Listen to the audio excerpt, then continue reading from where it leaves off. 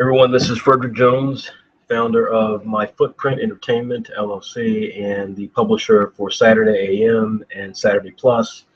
This is the live reveal test flight, winners of our February test flight program for our PILOT Manga group, and very excited about this round. So as usual, we'll get started here in just a moment. I'm just going to go ahead and make sure that everyone is fully aware of where we are and where the meeting's at so that they can attend. If you know of people who would like to check this out, then feel free to direct them to our website, which is www.saturday-am.com and /pilot, PILOT -manga. You can send them there, and the video is live streaming there, so they can have a chance to check it out directly on the site. So once again, this is Frederick Jones, and we're going to be getting started here in just a moment. So just hang tight, and I'll go ahead and make sure that everyone knows where we are so that we can start in just a moment. Thanks for your patience. Give me one moment.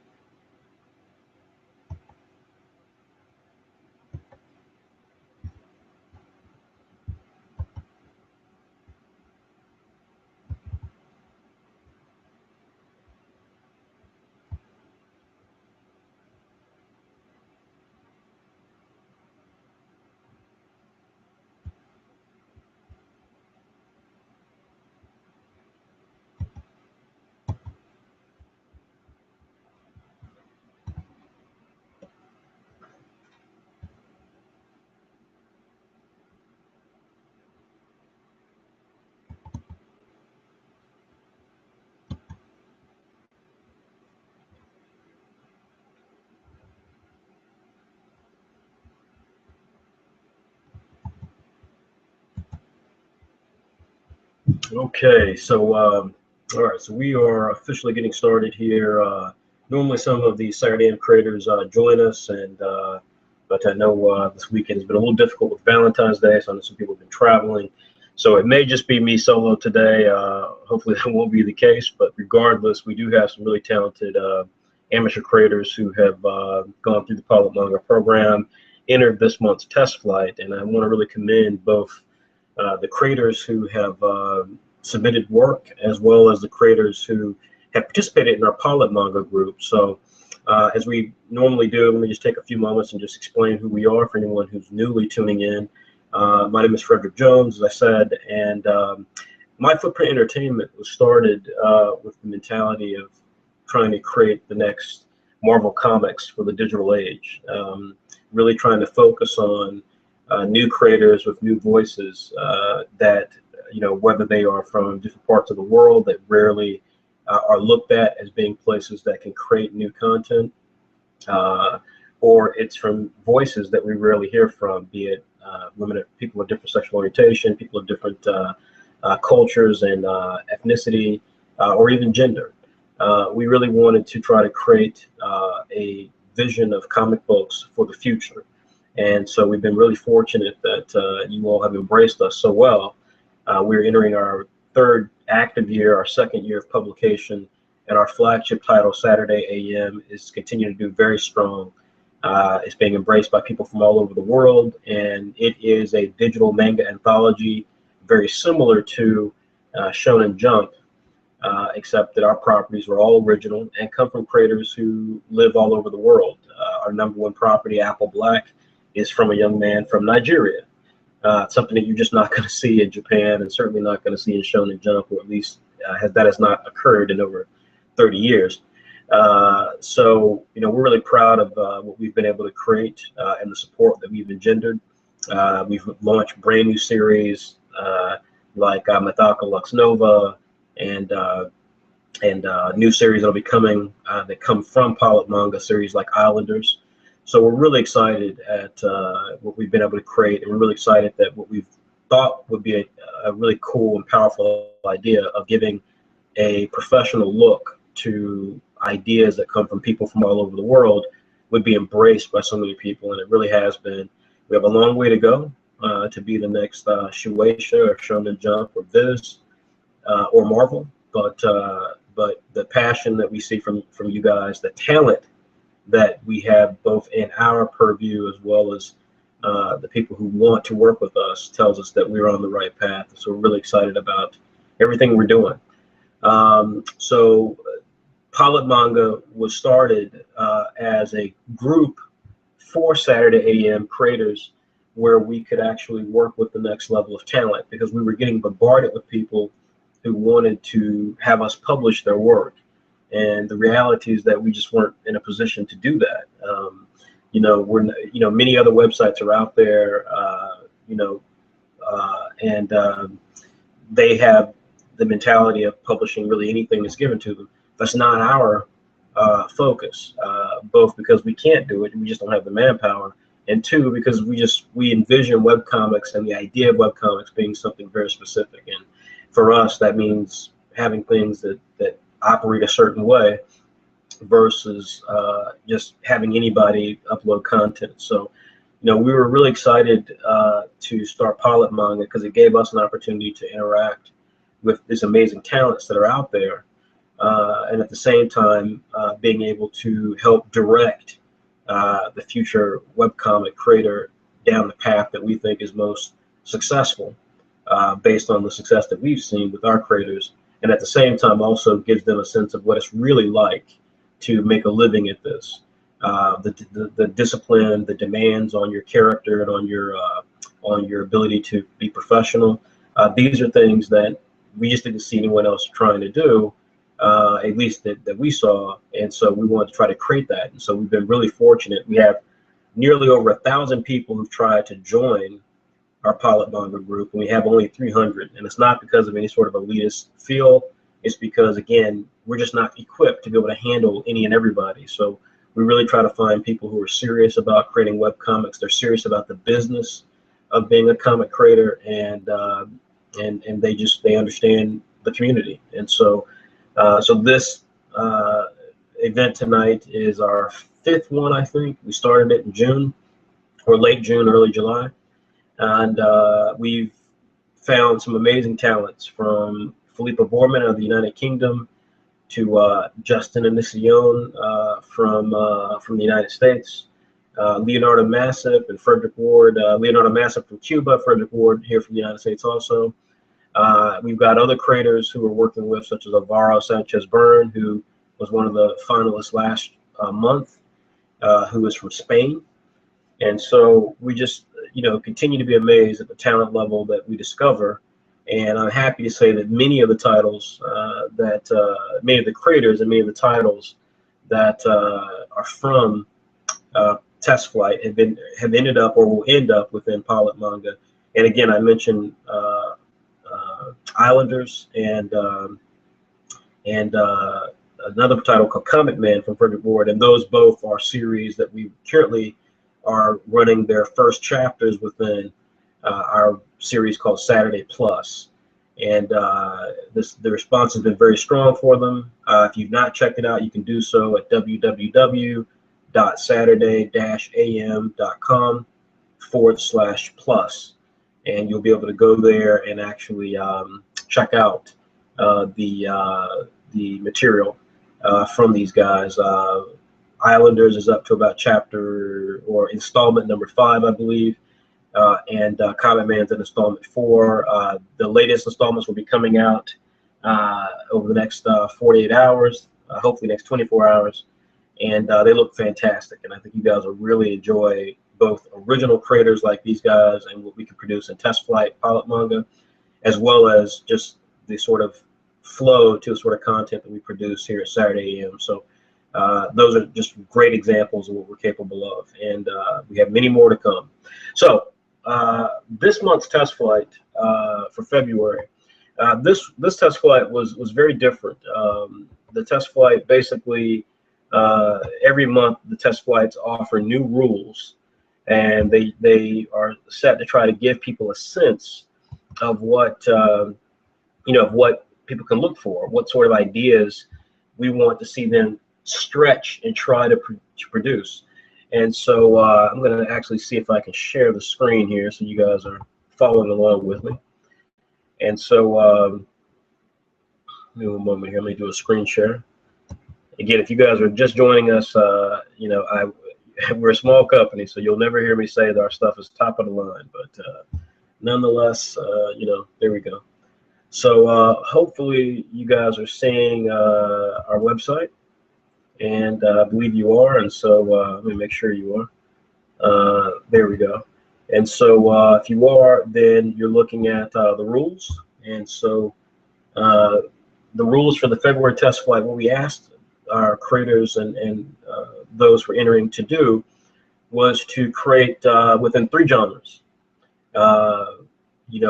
Again, unlike many other websites out there, we're really big on trying to have our creators understand the point of creating brands and understanding trying to create for the audience, not trying to create just for themselves.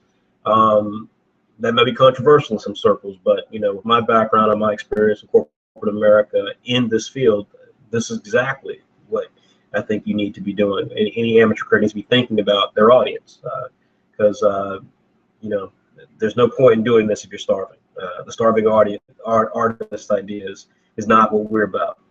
So, we wanted to, we constantly get submissions, as many other websites do. People upload their comics, and it's, it's Naruto, it's Final Fantasy, it's Dragon Ball Z, it's, it's a lot of stuff that we've seen, and, every property within Saturday AM and Afternoon WebX and Saturday Plus, which are all the 3 lines we publish, they're all vastly different from each other. If you look at our WebX titles like Spoon and Roughhouse and Storybook, Wanted Dead or Dead, those titles are unique in what they are. They have nothing to do with each other, much less they have anything to do with Saturday Plus, Comet Man, and Islanders, which those have nothing to do or are not similar to Apple Black, Saigami, Comatose, Bully Eater, and other new titles that we'll be launching that are a part of Saturday AM. So it's very interesting. I think it's a aspect of creativity in the webcomic space, unfortunately, that causes a sense of fanboyism, where people, because there is no limits on what you can create, they tend to create exactly what they've always wanted to see, which they see, but they just want to see themselves do it. So you see a lot of stuff that sometimes gets into the ecchi or perverted space. You see stuff that is overly violent. You see stuff sometimes that touches on mature themes that maybe the creator is not used to dealing with yet.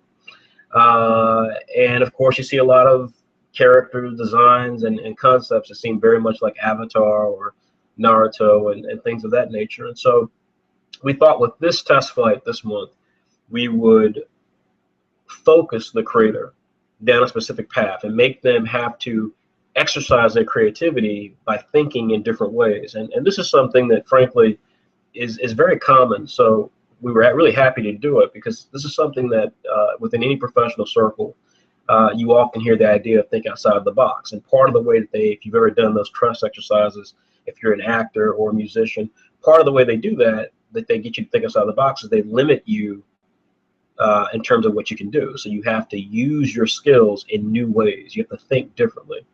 And so in this case, we forced our creators to produce content that was either in comedy genre, the sports genre, or the horror genre. And part of the idea was that you had to tell a story, a complete story, across 10 pages of story and art, or just story if it was a writer. And the concepts and characters had to be your original work. So it had to be, original. You couldn't, base it on, again, Naruto themes, things of that nature. So we don't do fan fiction at Saturday AM. And so we asked also for 4 sets of turnarounds, which are character profiles where you can see artistically the design of the character. We asked for an ad. So they had to actually create an ad, and this really was put there to make the creator think about what their series was about. And I won't get into the details. If you can watch old videos on our YouTube channel if you'd like to see my discussion about the idea of backstory. But one of the greatest challenges to amateur creators is their ability to focus. It's again, the webcomic creators have no barriers. They don't have editors. They don't have audiences per se that they're speaking to. It's not like they're speaking to a Marvel comic audience that is used to Iron Man or X-Men or DC, or used to Batman and Superman. So they're really kind of just going off of what they personally want to do, which is fine to a point. But because there's no barriers, they don't really think about what their series is about. So it becomes, when you ask, it becomes kind of a long, convoluted answer. And creating an ad was a really neat exercise because it forced the creator to think about how would they sell their series to someone who is not a comic book fan, or certainly not a fan of their work. And that's something I try to get the creators again to realize, is that just because someone clicks a like button on Facebook or on one of the other websites that do webcomics, that's not a fan, It's not a fan. And the story I give all the time is that, I like Beyonce. I have Beyonce songs on my Spotify account. But if Beyonce came to my hometown or came to my city with those $200 tickets to go see her in person, I'm not that type of fan. I'm not going to forsake $200 worth of opportunity in my personal life to make sure I get to see Beyonce. And so that's the difference of fandom. And so, again, an ad, we thought this exercise really would help people think about who is their audience, who can they appeal to, and therefore then what is their story about, And the last was an interview section, which I really like, because this again forces the creator to think about themselves, think about what exactly is it they're trying to accomplish, and what do they hope to produce as a result of the series. And again, when you're not having a chance to kind of spend an hour trying to talk around the idea, trying to put a lot of backstory into the basic idea of your story, and you're just being asked a direct question, when you've got to write it out, that really forces you to think to yourself, okay, wait a minute, what am I saying? What is this about? What am I saying about myself? What do these answers say about who I am?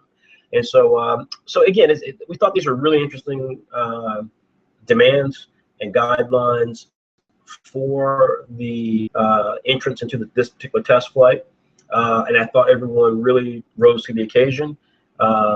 So again, very happy with from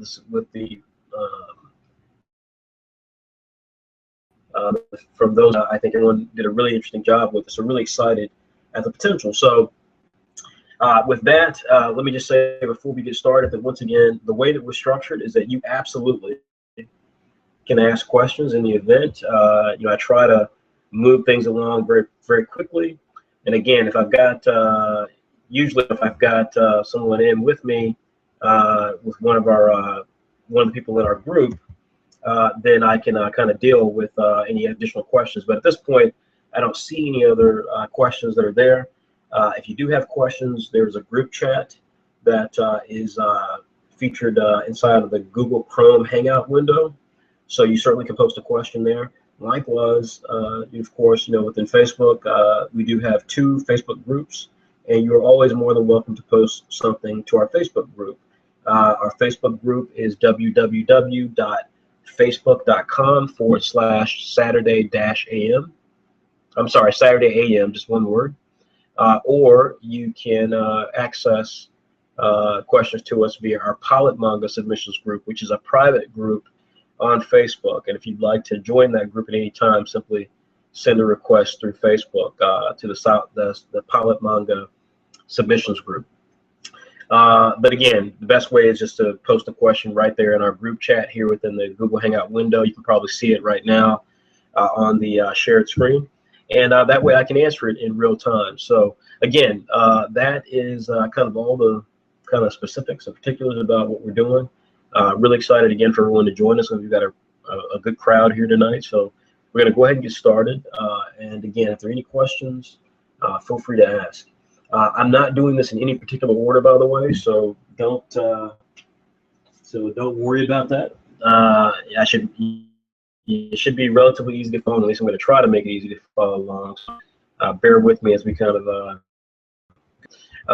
So again, everyone understands the rules that we have, and so I think pretty straightforward. So the first thing we're going to do is just start going through some of the titles. Now we had about 10 entries. There were a few people who got their entries in late, unfortunately. And so what I'll do is if those people, by the end of the presentation tonight, if you don't hear your entry being discussed, you certainly can ask, again, via the group chat or via Facebook, and I'll explain to you, why. And again, it's because it came in late. But likewise, I'll be happy to kind of give you some idea, just a little bit of feedback on it. But we don't feel it's fair to give feedback to people who didn't get the stuff in on time. We give the rules in advance, nearly a month ahead of time, and so the fact that some people are consistently late, there's not much we can do about that. We're a small group again, so we don't have a lot of capability to take on extra stuff that we have. So again, we had about 10 entries, and we're just going to go ahead and get started with a couple here. And again, I did not get, we don't have any people in the call here, which is what I kind of had hoped. So what we'll do is we'll just kind of jump in with what I've got, and then we'll go from there. So this time I should be able to share some of the footage, so you can actually see what I'm seeing, and you can at least get a better idea of what some of the talent levels were as we had them here. So title that we're going to go through is called Whyt Coma, and just bear with me one moment here. I'm going to pull that title up.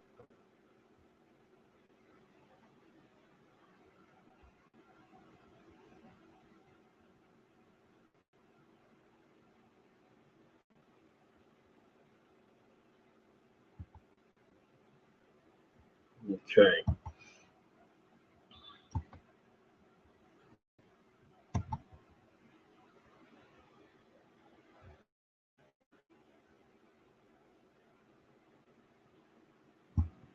Okay. And so this is the cover for Whyt. Unfortunately, I can't say exactly who submitted this. I do apologize about that, but some of the challenges that we get when people submit things give us all the information. It's Autumn Memoria. Assume that I don't know for sure. So Autumn Memoria is here, and Whyt Coma. You can see it's a fantastic cover. So we're really struck with the cover. We thought it was a very nice cover. Always nice to see a couple of things here that you see in the cover. Some perspective. This is kind of tilted perspective, backgrounds. The color, and obviously from a stylistic standpoint, there's some elements here that are not as mature as the artist I think will be. But again, the idea here is well communicated. From the idea of furniture, it looks like a very ornate background, to the sense of the characters in terms of how they dress, the fact that even their body positions as they kind of sit in this particular pose is really fantastic. So this was something I was really taken with just as soon as I saw the cover with it.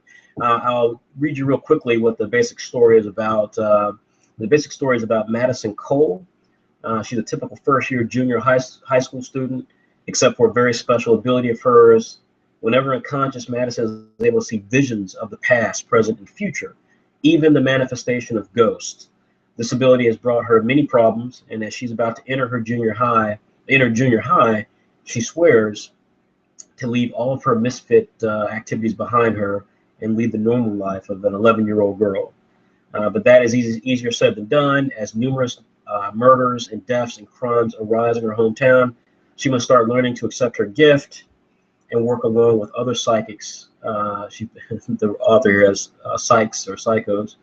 I think she means psychics, to solve the many cases that is if she doesn't get killed in the process. So, first of all, just really great premise, and so like I said, I was really taken with this property just because of the stuff that the writer was trying to focus on. The fact that, first of all, in manga, there are some really great murder mysteries. I think that by far, if anyone is on this call knows, guns. Death Note. Death Note is one of the all-time just most successful manga properties in the history of manga, in the sense that it's a very well-told story. It's got fantastic clues and get caught up in some of the weird Japanese tropes, and instead it's just a really solid story that I contend is probably one of the only manga that will ever actually be successful as a motion picture, and as a Hollywood motion picture. So you look at Death Note, you look at Detective Conan. These are just of the mystery genre, and so from that standpoint, Whyt Coma, I thought the premise of Whyt Coma is really fantastic. Execution was pretty interesting as well. I won't be able to go through all the pages here, but the art I thought really held up well. I thought there were some great examples of perspective, once again, backgrounds. You can see that the artist is not 100% confident sometimes with some of the perspectives, as you can see in the cover. So some items I'm thinking of on the very first page of sequential artwork. There's let me see if I can actually bring it up here, but there was actually a panel shot focused down. It's what we call a bird's eye view, and the tables and everything is just is very neatly pointed, but everything looks slightly off. You can't really, it's not, the perspective is too far back, and the characters aren't well defined, so it's not as strong of a look as it could be. But regardless, I thought the art, for the most part, very solid. And this is the panel I'm talking about here. I think it's the fourth panel in the bottom left corner. You can see here that some of the key characters are here in the top of the screen, but again, it's a bit difficult to kind of tell. A lot of empty space around, so I guess they're kind of like sitting in a library. They're sitting obviously in the library, possibly, of the school. But again, just some things that maybe aren't exactly as great as they could be, but for the most part, you can see here some of the artwork, just some really sharp uses of perspective, of tone. The sense of dread is there, and again, this I think is a lot due to just the nature of the actual creature here, which you can see here in a moment. So I thought this was really fantastic. I didn't feel the story worked as well. I didn't think that there was really a sense of, we got a little bit of sense of dread there, but I thought it was playing a little too much to the idea of these characters and less about the nature of the actual creature and the horror of the creature. So it didn't work for me completely as a story, and that was one of the big drawbacks of it. But in terms of the actual in terms of the actual art, the character designs, particularly again when the monster character shows up, in terms of how the monster character looked, I thought a lot of that was particularly strong. And again, the concept is just fantastic. I really love the concept. I love that Autumn is trying to go after the mystery genre. We did not mention mystery as one of the options here. The fact that she took the horror bent and was able to utilize it in a mystery trope, I thought was really fantastic. Again, don't think she was successful with the story as it related to capturing the horror feel of that mystery trope, but nonetheless, I thought it was a very, very good story. Very good story concept, and I could really see some opportunities with this as it grows. Again, art-wise, a lot of room for growth. I think Autumn, I don't know how old Autumn is, but you could tell in certain panels that there were just things that, as she matures as an artist, you'll see more definition, you'll see more confidence given in certain angles or certain proportions of the characters. This has a very shoujo look to it, which is perfectly fine. but there's a balance you have to strike, certainly when you're getting to levels of dread, to make it remove itself from the traditional tenets of shoujo, which is romance, into the more robust areas of horror and tension and thrills.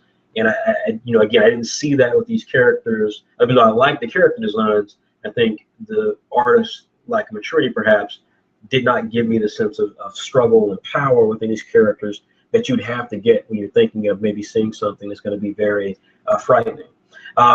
If there are other negatives here in terms of entries, Whyt Coma did not have, unfortunately, some of the other materials we asked for did not have the character turnarounds, and it did not have the ad. And so, those are some areas there that, again, made it not be exactly the sort of entry that we would have loved to have seen. But I certainly give credit. There were some questions that she did answer, and ultimately I thought there were some really cool things that she said. One thing that I see, and all of the creators did this, is when we asked the question about how long will the series run, Otto's answer was the planning for Whyt Coma is to release no more than 10 volumes top, maybe even less, each volume constituting of around 6 chapters long each. And so whenever I read that, the first thing I think of, and everyone failed this, and it wasn't per se a right or wrong answer, but failed it in the sense of a sense of perspective. And the answer really for that, and we tell this to all the people who actually win test flights, is that there is no answer for how long your series will run, because you're not in control of that. Unless you're literally publishing it yourself and you're going to dedicate yourself to publishing it, you're not in control of that. If you're producing this for an audience, which is what our entire mantra is at My Footprint Entertainment, if you're publishing it for an audience, then the only real answer there is that, I hope that people embrace this property. I hope that I get a lot of good feedback, and I hope that the story can go as long as I have ideas for it. But ultimately, it's going to depend on the reaction that this gets from the readers, and that's true. That's completely true. And again, I know that we're in the world of webcomics, and creators can go on to some of the other websites and just post to their heart's delight. But again, if you're not making any money, at some point the real world hits you, and you've got to pay for bills, you got to pay for food, you got to pay for clothes, you got to pay bills. Furthermore, having someone click a like button is nice. It's very nice. Compliments can take you far. My mother would always say that a good compliment's like a good tank of gas. It can take you for a couple of miles, but eventually it runs out, and eventually you need something stronger. And when you're not paying bills, you can't do the things you want to do, it starts to get at you. And so I know many webcomic creators, by that definition, are very young, or they live with their parents. And so, again, lots of opportunity in webcomics. This is a golden, exciting age for creativity. But our mantra is always that if you're not thinking about the audience, if you're not thinking about how you connect with the audience, then that's a problem. It's a problem of perspective. And to that point, let me just say that you will never see, and this again is partly the Japanese culture, but you will never see Miyamoto or Kishimoto or even Miyamoto from the gaming side, but you won't see Obata. You won't see any of the great manga creators when they're asked that question. You'll never see them say, I'm going to do it as long as I want, or so. So you're going to always hear them say, I'm really humbled that the readership has been strong, and I hope that I continue to excite fans. And it's a humbling, beautiful aspect of the Japanese culture, but it's also reality, because none of those guys own Shueisha. They work for Shueisha, and so they have to basically constantly be concerned about how they're appealing to fans. And so that's kind of the issue there. And so I thought it was an interesting answer. I read everyone's answer on that, and I thought it's very interesting. So that was again Autumn Memoris, I believe, and it's a great title, by the way, for Whyt Coma. I love the name for it. So a couple of issues, but really love the concept, and really thought that the art shows fantastic promise. So we will reveal at the end whether or not this property has legs within what we're doing. But really strong entry. Okay, so again, if there are questions, you are always more than able to address them. You can do so directly inside a group chat. You can do so via the Facebook fan page, and I will occasionally click on the Facebook fan page to see if I can see any of those questions that's popping up.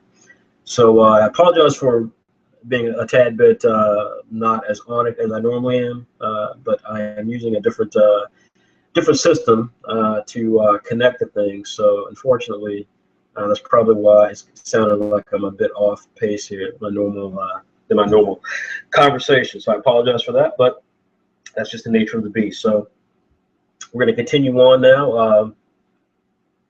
Let's see here. The next entry.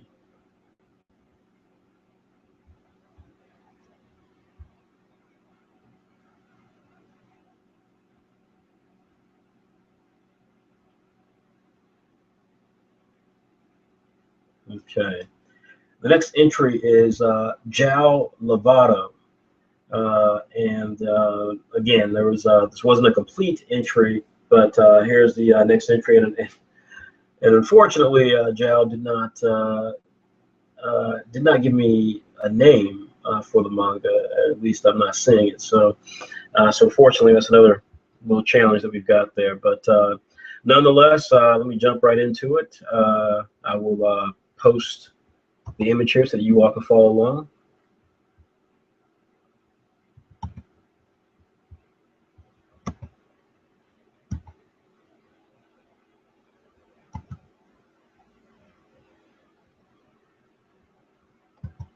Okay. So what you're looking at is the first page. Now, J Lavado is an 18-year-old young person from Portugal, and he again did not provide us a pitch or anything. I remember reading. He did the questions, so I remember reading the questions. He also didn't provide a cover. He didn't provide any of the turnaround. So, needless to say, Jao, we're not going to probably take you very far. But I did like your entry a great deal. So basically, the story is about a boy who wants to bring peace to the world, peace that once existed but corrupted one day due to an accident that gave normal people special abilities. To make that happen, he needs to find the Eternia orb, which grants a wish to whoever holds it. But he's not the only one after it. Millions of people from every corner of the world are trying to find this special orb, each with their own wish that they hope to grant. Will Kazu be able to find the Eternia orb and restore peace once again? Now, I know many of you guys are hearing that and saying to yourselves, well, that sounds kind of like Dragon Ball. It sounds kind of like a variety of series. It's part of a genre called the wish fulfillment genre. And you'd be right. You'd be 100% right that this is in some ways derivative. What excited me about it was a couple of things. One, as you'll see here in a moment, Jao's art style is quite fun. It's influenced by Chiro Oda of One Piece. But I think what I really like, first of all, what you just read there, was me reading Jao's work, and like many of our creators, Jao was clearly not an English speaker first. Great, but he speaks a hell of a lot better than I speak Portuguese. But the reason I bring that up is that while some of the speech there was kind of stunted, as I was trying to read literally what he had, the comic read great. The comic is got some really good English, and it's fun, and you can really get a sense of what's going on. I thought it was just really charming. I thought it was a really charming series. Again, I thought the art was very derivative of Oda, but for some reason I was okay with that. I think for me, what I looked at for the series was what I would like to see the series have, and I'm not sure it doesn't, but it didn't necessarily present that initially.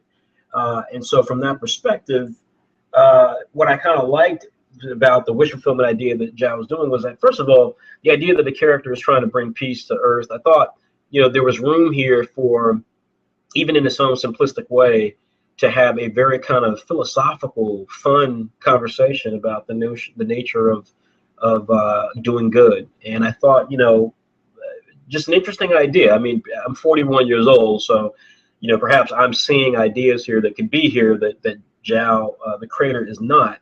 But that really spoke to me. In the world that we live in today, where cartoonists are getting shot at in Denmark, and 21 Christians had their heads cut off by ISIS, I think that we need a little bit more positivity in the world, and a bit more fun, and a bit more of the idea of trying to bring everybody together. So the idea really spoke to me. I found it charming.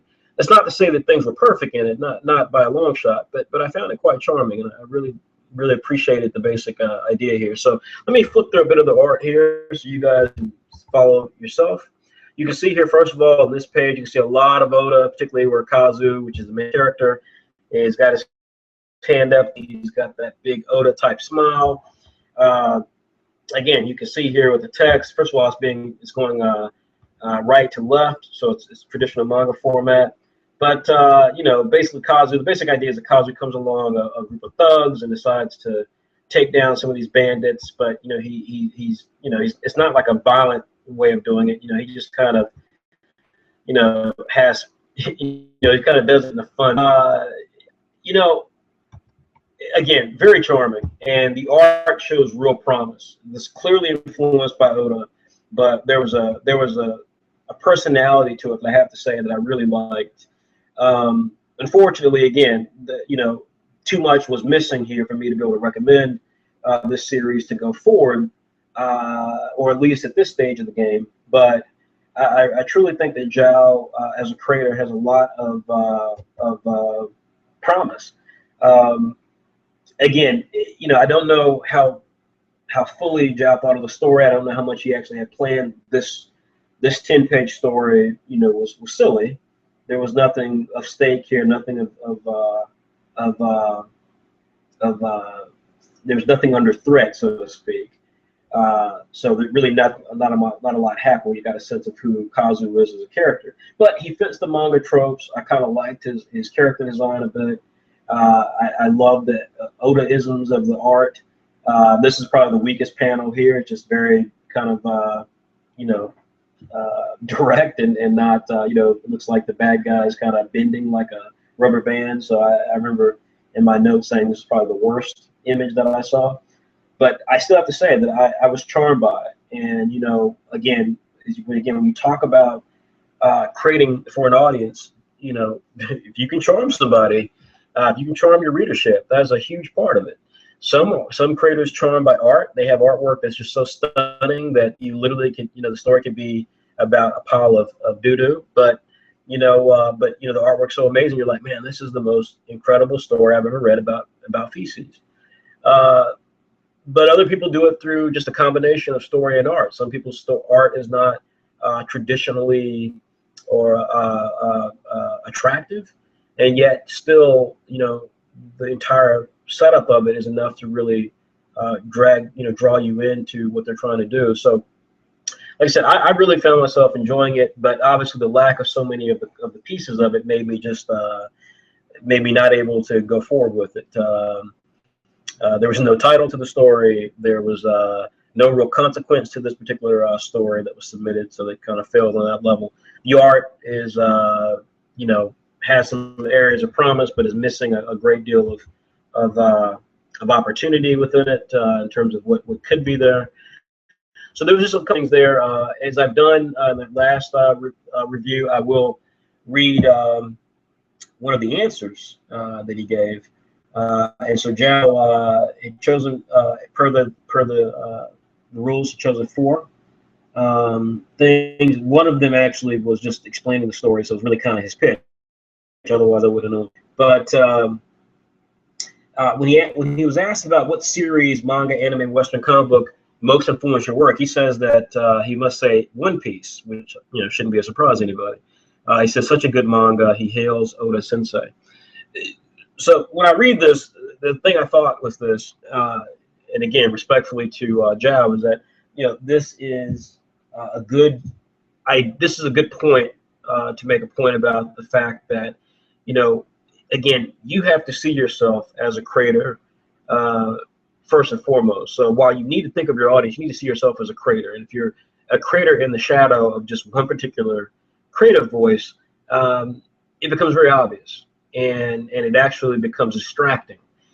Think of it as, frankly, when you look at a movie and you've seen an actor, there's a movie out just right now called Birdman starring Michael Keaton, and it works on so many metaphysical levels, but the basic idea being that it's hard to escape a primary thing that you've aligned yourself with, that so many people recognize you by. So if you were a kid and you always got into trouble, and then you grow up as an adult and you're more mature, and people still see you as that kid who got in trouble, that's I mean, you can dismiss it, and obviously it's not a big deal, but there's a piece of that that really kind of, takes away from the essence of who you are. And yes, you can blame the individual for not realizing that you're something more than what they remember as a kid, but it really speaks to the idea that you have to be cautious to have a larger vocabulary that makes you who you are. If you define yourself so closely to one thing, then that's what people think of you as, and it disenfranchises the opportunities that allow you, or disenfranchises you to pursue the opportunities that would enable you to actually be more well-rounded. So in this case, what I say to all creators is, I say to them with a question like that, and you'll notice that I term the question manga, anime, or Western comic book. The thing I always look for is that I look for a well-rounded response to that question. I expect you to like Spider-Man or Marvel superhero movies. I expect you to like Christopher Nolan Batman films. I expect you to like Ichiro Oda. I expect you to like Breaking Bad. I expect you to like Game of Thrones. I expect you to like Paddington, children books. I don't expect you to like each of those things, obviously, but the point being is that to have an effective creative output, you have to have an effective creative vocabulary. And what that means, you need to have a creative vocabulary that literally spawns different genres, spawns different nationalities, spawns different styles. Just spawns a different take on how you present things. So, like I said, when I look at this manga, when I read that and was making my notes, like that question leapt out to me because, like I said, I couldn't escape that reality from looking at Zhao's stuff. I was bringing more to Zhao's work than Zhao was giving me. I was bringing the idea that Zhao actually was creating something, or could be creating something, that was partially philosophical, when the reality is that he's just trying to find kind of some fun silliness, but potentially that One Piece has, and he certainly is not matching Oda in terms of both imagination that Oda has with One Piece, or in art. And so, so again, by aligning himself so closely to that, and by failing to meet my vocabulary, my breadth of vocabulary, then it just kind of fell apart for me. And so that's unfortunate. But that's, so many creators fall in that trap. And so that would be my one thing to Zhao, is to expand his sense of influences so that he can actually be a more well-rounded creator. But again, I thought this had real promise, but unfortunately there were so many things missing that either didn't allow me to see the promise actualized, or maybe question whether or not the promise was in my head versus what Zhao was capable of. So, so that is that. I'm going to go back now and see if there's any questions from you guys. I'm not seeing any questions so far. Again, if you have questions, you certainly can post them. We utilize Google Hangouts, so you can go right into Google Hangouts and access the Hangout functionality on our on the chat window, which you can see here on the right side of the screen. Likewise, if you can't access that, then you can certainly contact us via Facebook, our Facebook fan page. That's another option for you there. So, okay, so next up is going to be a creator, and I'm not really sure how to pronounce this creator's name, so I do apologize for that.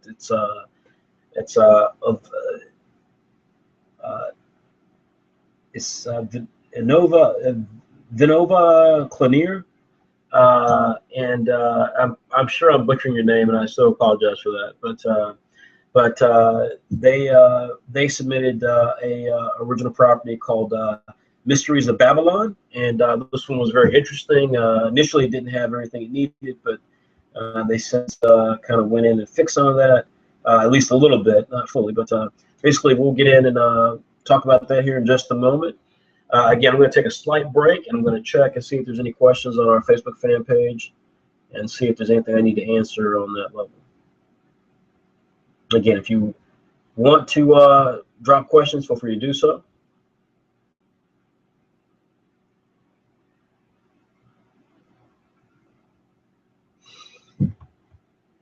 And I'll pull this up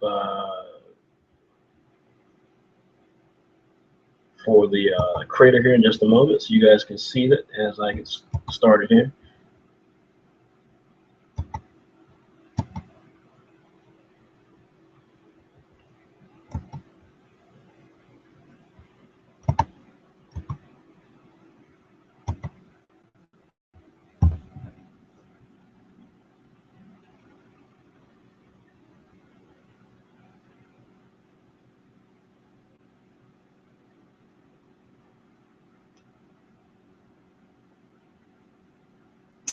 All right. Okay, and I see that Chang Zhao wrote that Whyt Coma looks amazing. So I agree, Chang. I thought Whyt Coma was pretty cool. All right, let's continue on, shall we? So Mysteries of Babylon is our next one. It's by someone whose name I feel like I cannot pronounce it. I believe it's a young lady, but I don't want to say for sure. But some really interesting art here. That was the main thing that caught me. Now, unfortunately, again, we had people who didn't really follow the rules all the way, which is unfortunate. So there wasn't a lot of stuff here to look at. There's a lot of stuff to read, but not a lot of stuff to look at.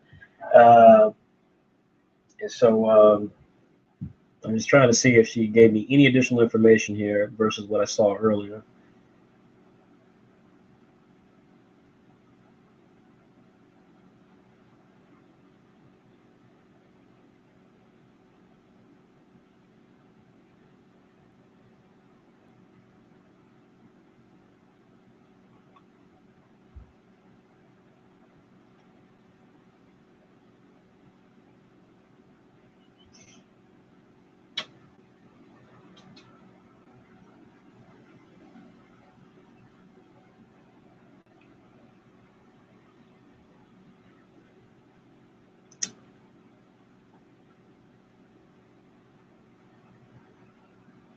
So I'm a little surprised here. I had reached out to Miss Claire and advised her that she was missing some things here, and I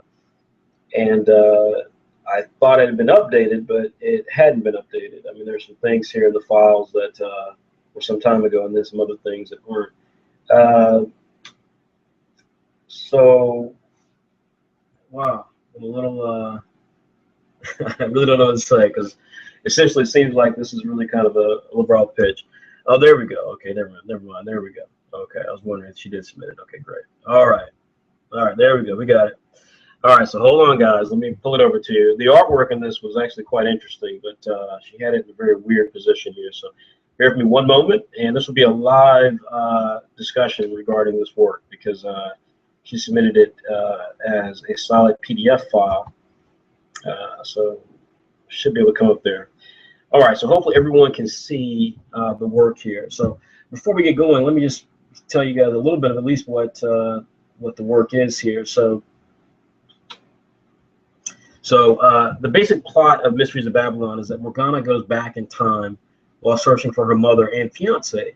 Jadir tries to wipe her memories because of her magical potential. It doesn't work, and he bargains with her to aid him in ridding Babylon of his king for aiding in search of her loved ones. A young mage by the name of Cypress joins them because of the dying wishes of her master, Zero, leading her to protect Morgana even from Jadir.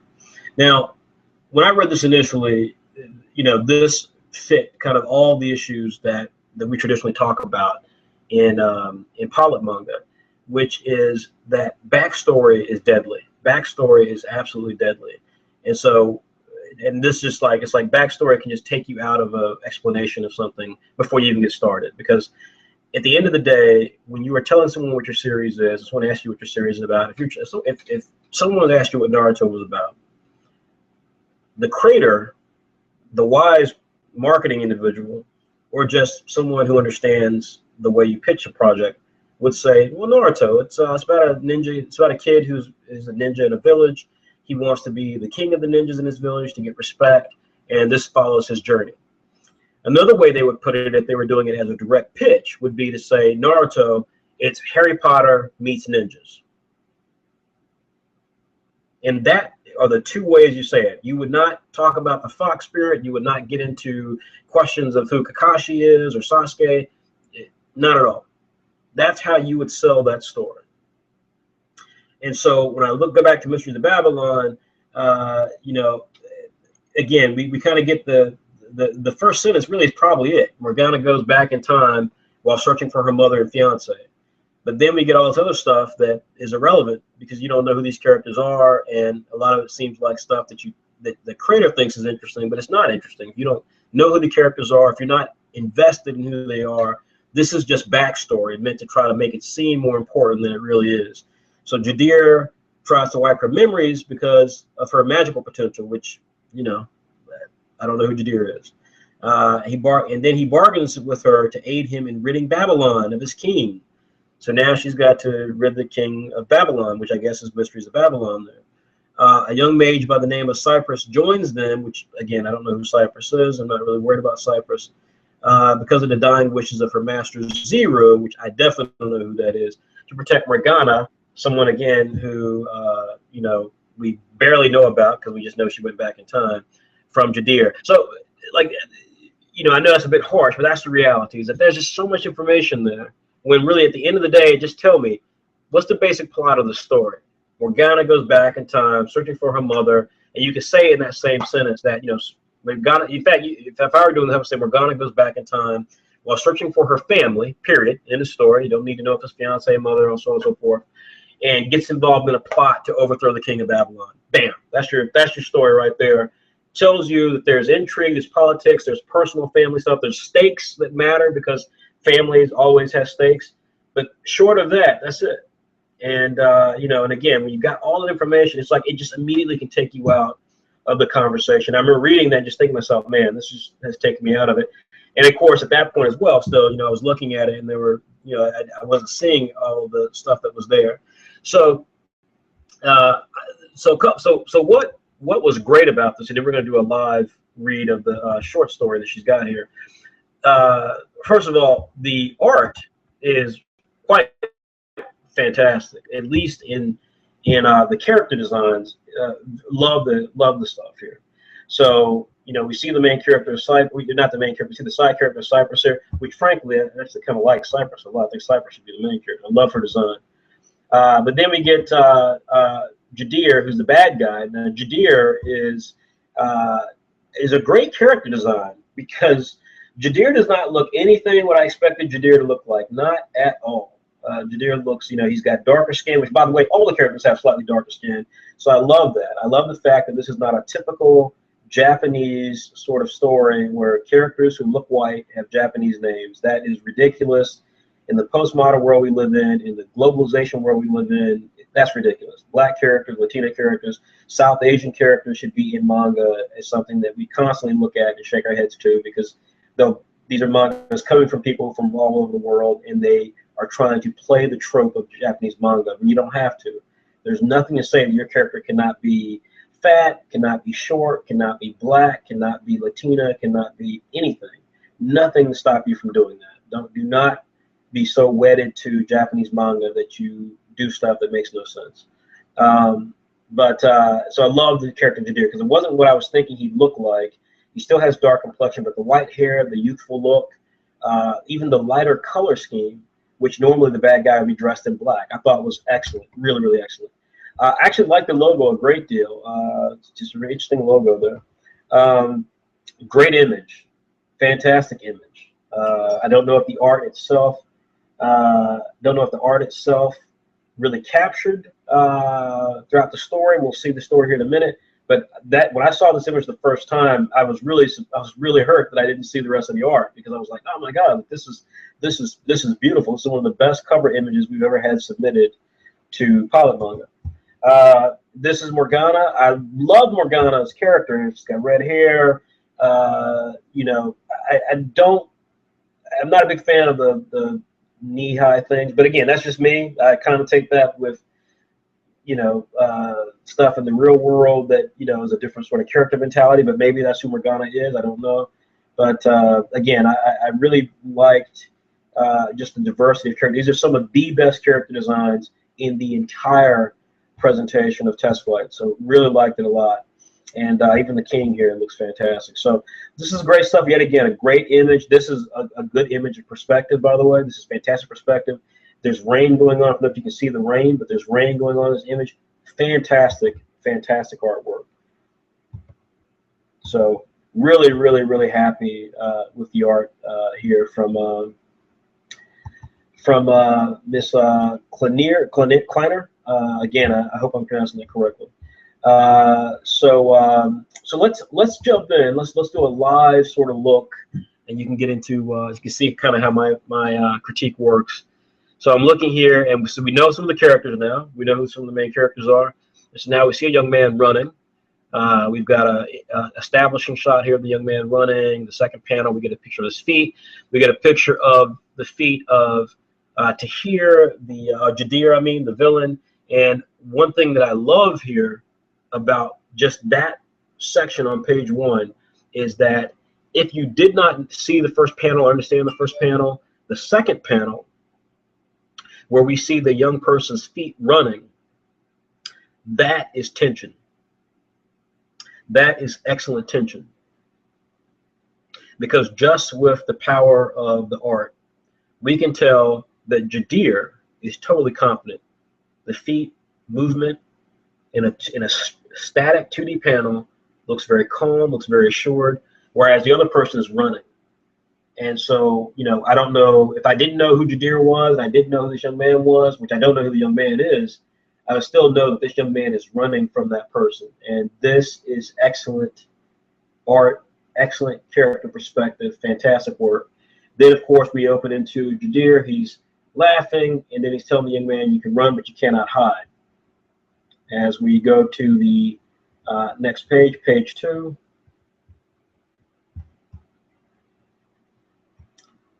We get the young man, he's hiding. Now, this is where the art suffers for me a little bit because there's not enough background here, there's certainly not enough panels on this page to deliver a sense that he's hiding from Jadir, except for obviously we know that Jadir is telling him you can't run, you can't hide.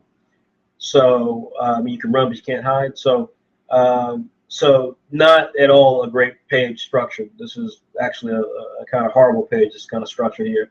Plus, there's this weird panel 1, panel 2 break. I don't know why the line is slanted there. You can't tell what the character is doing any better with the slanted line versus having a straight-on panel. If you're going to do varying panel design and do layouts and draftsmanship, then it requires a bit more creativity than this. So, so this page was not great for page 2, but we know obviously the character is hiding. Page 3, we see the character has basically hidden. He thought he was hiding. He went evidently around a corner. He's now trapped. And so again, page 2 really let us down on that. Page 3, though, brings it, we reestablish what's happening. And so this is good stuff here. Let me say real quickly about the lettering. It's serviceable, but this is kind of like typeset lettering. It's just kind of, you know, one single font, just kind of the way it is. It's you know, the font differs, I guess, for the young man, but that font though is just very big. There's no real personality to it. It just looks like it's kind of basically a computer font or a typewriter font. So, you know, lettering is an art skill in and of itself. You want to try to find lettering that is at the very either is completely unnoticeable or is extremely noticeable because it reflects the personality of the characters and not in a distracting way. So so the lettering here is not great, but you know, here we get that Jadir is telling him it's over. Looks like you've reached your dead end. And then the young man is saying, please, no, and we see that there's a toot toot toot sound effect, which I assume is his heart. Jadir, by the way, looks like he's motioning something to the young man. We now see in page 4 that he's motioning towards the man's head. He touches the man's head, and the man's head exploded, and I just pissed my pants. No, but wow, the man's head just exploded. That's live, folks. That's live. Jadir is crazy because he has blood on his face and he's smiling, and you know somebody's crazy when they have blood on their face and they're smiling. One other slight challenge here with the layout is you don't end panels like this where the images bleed right off the page. So so that's a bit of a challenge here. I think, you know, that's something we have to try to look at. But nonetheless, if you were printing this book, for example, that wouldn't fly because that would just cut right through the bleed. So again, I think the artist here definitely needs to improve on their draftsmanship and layout. And they actually start the page off the same way for page page 5. So we see that Jadir is still laughing maniacally, and then the other character comes in. He says, my, you've really done this one in, haven't you?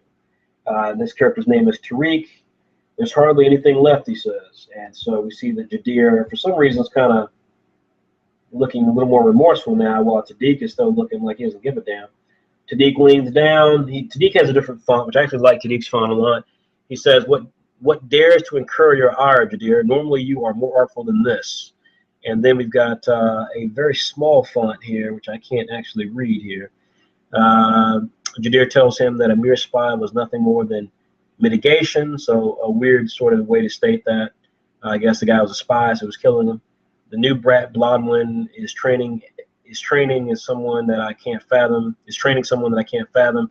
She sources a wrath that boils beneath my skin. I gotta be honest with you, that's some horrible dialogue. So I don't know if this is an English translation problem, but that makes no sense. And if it's trying to be very artfully, written, and it just comes across as very weird. You don't have to do stuff like that. You can just, have the characters talk normally, because again, if you're not thinking about your audience and giving them the ability to understand and appreciate the story as it exists, if you're taking them out of the story with various things that you do, then you're not thinking about the audience, and you run the risk of losing the audience. As I said, you can charm an audience with good artwork, but charming an audience the proper way is through story and presentation. Nothing else really holds an audience over the long term. So, let's see here. The other character's telling Tadir, well, why don't we just kill this girl, which I assume is Morgana, and he tells her, I dare not. Then on page 7, he tells him that Blomman finds her company rather pleasant, so Blomman really likes Morgana, and he's given her a role in my plans against His Majesty. So, Jadir is telling Tariq about how he intends to use the girl to overthrow the king of Babylon. So then he says, I see you're not convinced. Jadir tells him that remains to be seen. And if you do not kill her, try to keep her intact if you would. If a dragon holds interest, then she must be a spectacular specimen. So obviously Morgana has a relationship with dragons. And I really love this panel here, the final panel of page 7, because we get here something really cool where we get to see in the background. We knew in the background because of what the artist was doing by showing us without telling us, which is great, by the way. That's what every artist should strive to do. Show it, don't tell it. And so in this case, we can see that Tariq is crazy. He's equally as crazy as Jadir, because he's, playing with the body, and then he tears off an arm from the corpse of this person. So then Jadir tells him just clean this up, and we see that Tariq doesn't really. He's kind of thinking to himself, because Jadir is licking the blood off of him. I don't know how he does that. Perhaps the blood is kind of burning off of him. I don't know exactly what's happening there. And so Jadir makes a crack to Tariq about being a necromancer. Tariq kind of bows, and Jadir leaves. And Tariq is saying that he thought Jadir even wanted to kill him. So then on page 9, he is again talking to himself. Again, the panel layout here is not great. It's you've got a traditional panel layout there, but then we end up with a very odd panel layout at the bottom. It's a panel where we see Morgana and we see Jadir. So it's a great kind of side panel where the two characters are not in the same room, although again the art doesn't really give us a good distinction of where they are in relation to each other, but they're side by side because their artist is trying to make a point that these two characters are linked and their destinies are linked. So great idea, just not executed well. Again, you can see in the top page here, page 9, there's a white border, the traditional white border that separates the panels, and then at the bottom we don't get any white border. So again, this is very odd layout. I don't think this will work if the creator intends to print this as a book at some point. So some things here to definitely get fixed. And then we get the main character seeing Jadir. She does actually see him in the hallway, and she smells blood on Jadir. Jadir says nothing to her, just walks right past her. She smells blood, and so it ends there. So, as a short story, this is serviceable, certainly. It's giving us some clues as to the characters. I really like some of the choices made, especially with the character Tariq. I thought the character Tariq was very well described. Jadir, unfortunately, was not, because while we know what he was doing, the dialogue was god awful, so we couldn't understand exactly. You know, he was trying to talk so particularly that it just took you out of any sort of semblance of Judea, his malevolence, and all those different things. Morgana, by the way, came across great. So I thought she came across as a interesting character simply in retrospect of how she was described.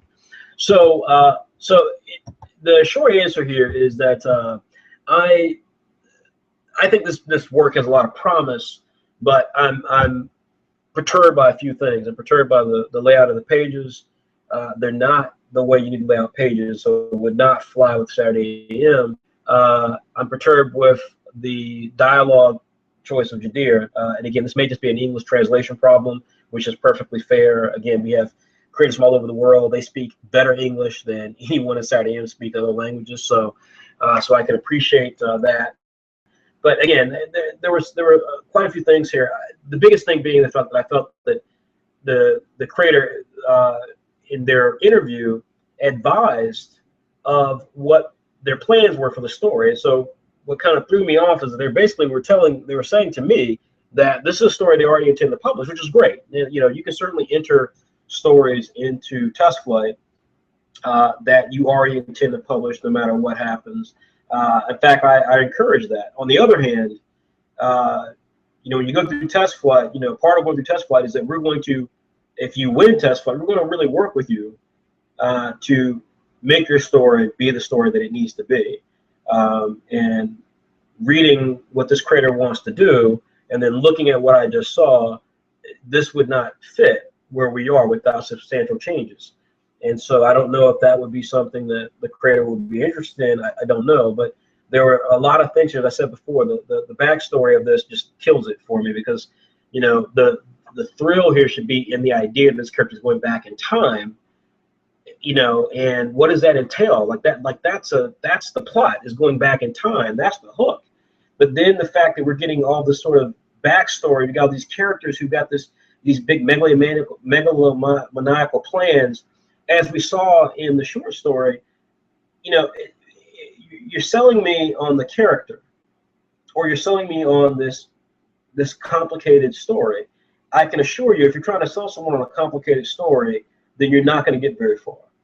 You always sell them on the character first. And so, you know, the character here, the main character, is what I want to see, and I want to know more about the character. This short story should have been about that character and making me care about Morgana and what makes her unique and what makes her strong. Clearly, the author has it, because in the author's pitch, she has the profile breakdown of Morgana. She explains, you know, who Morgana is, and it's got this great art. But I just feel like there's a lot of thought being put into this, which is traditionally in webcomics, and the creators kind of get really lost in their thoughts of what they want to do 5 years down the road. They give no thought or credence to the idea that before you get to the epic, you got to first interest someone in the story concept. If the first chapter does not grab the reader, then you can best believe they're not going to be around 2 or 3 chapters down the road, much less 15 to 20 chapters down the road. And so, your thought has always got to be about what is the heart of the story, and how do I communicate the heart of the story to the reader in the first chapter. And it's frustrating, because I look at this creator, and I think this creator has fantastic art skills. They clearly have fantastic art potential. Let me put it like that. I mean, they're very mature in their character designs, very mature in their character art. You know, a lot of creators, like we saw with Whyt, Coma, the anatomy is not the best. You know, this kind of bendy, or as we saw with the Oda, the gentleman who had a sensibility like Oda's. This is literally the right proportions, right dimensions, right perspectives. Everything is right with this, but the plot's too complicated, and the character traits just don't come across very well. And again, I can just look at this and tell this is far more about, and then the page layout's not great. But I can look at this and tell this creator is more about telling this epic, you know, down the road, and not about trying to win over the reader today, which is what this is all about. Even the short story, you know, is a short story to the plot that they've already got established, which again assumes then therefore that I care about the plot. It's not welcoming me into the story that she wants to tell, or the character that the creator wants to tell. It's not welcoming me into the story by giving me a good idea of like, hey, here's the tone, here's the format, here's the way the characters will operate. Yes, it's only 10 pages, not 30, 40, 50, but still, you should be able to tell. Trust me, you can tell a Batman story in 5 or 10 pages and totally get who Batman is, what he's about, what Batman stories typically act like. You can tell a Batman story in 10 pages easily. You can tell a Dragon Ball Z story in 10 pages easily. So when you tell 10 pages and you're just trying to do a spinoff to say, hey, my original idea is great, so here's a little spinoff just to give you a little taste of a side story, that's frustrating because you do not know your story is great. You think it's great, but you don't know it's great. And so you're basically telling me it's great. Here's a side story that's not going to answer any of your questions or provide you any real context, but it's just going to play in this world that I've created, which is great. And for that reason, like I just could not get with that basic idea of it, which is a shame because I think the art is fantastic. I think this creator has real capability down the road. I really hope this creator is willing to to take some critique and try to do some different things with the story, because I think the story right now is far too bogged down for what it is and for what it can be. So that's my thought. That's all live.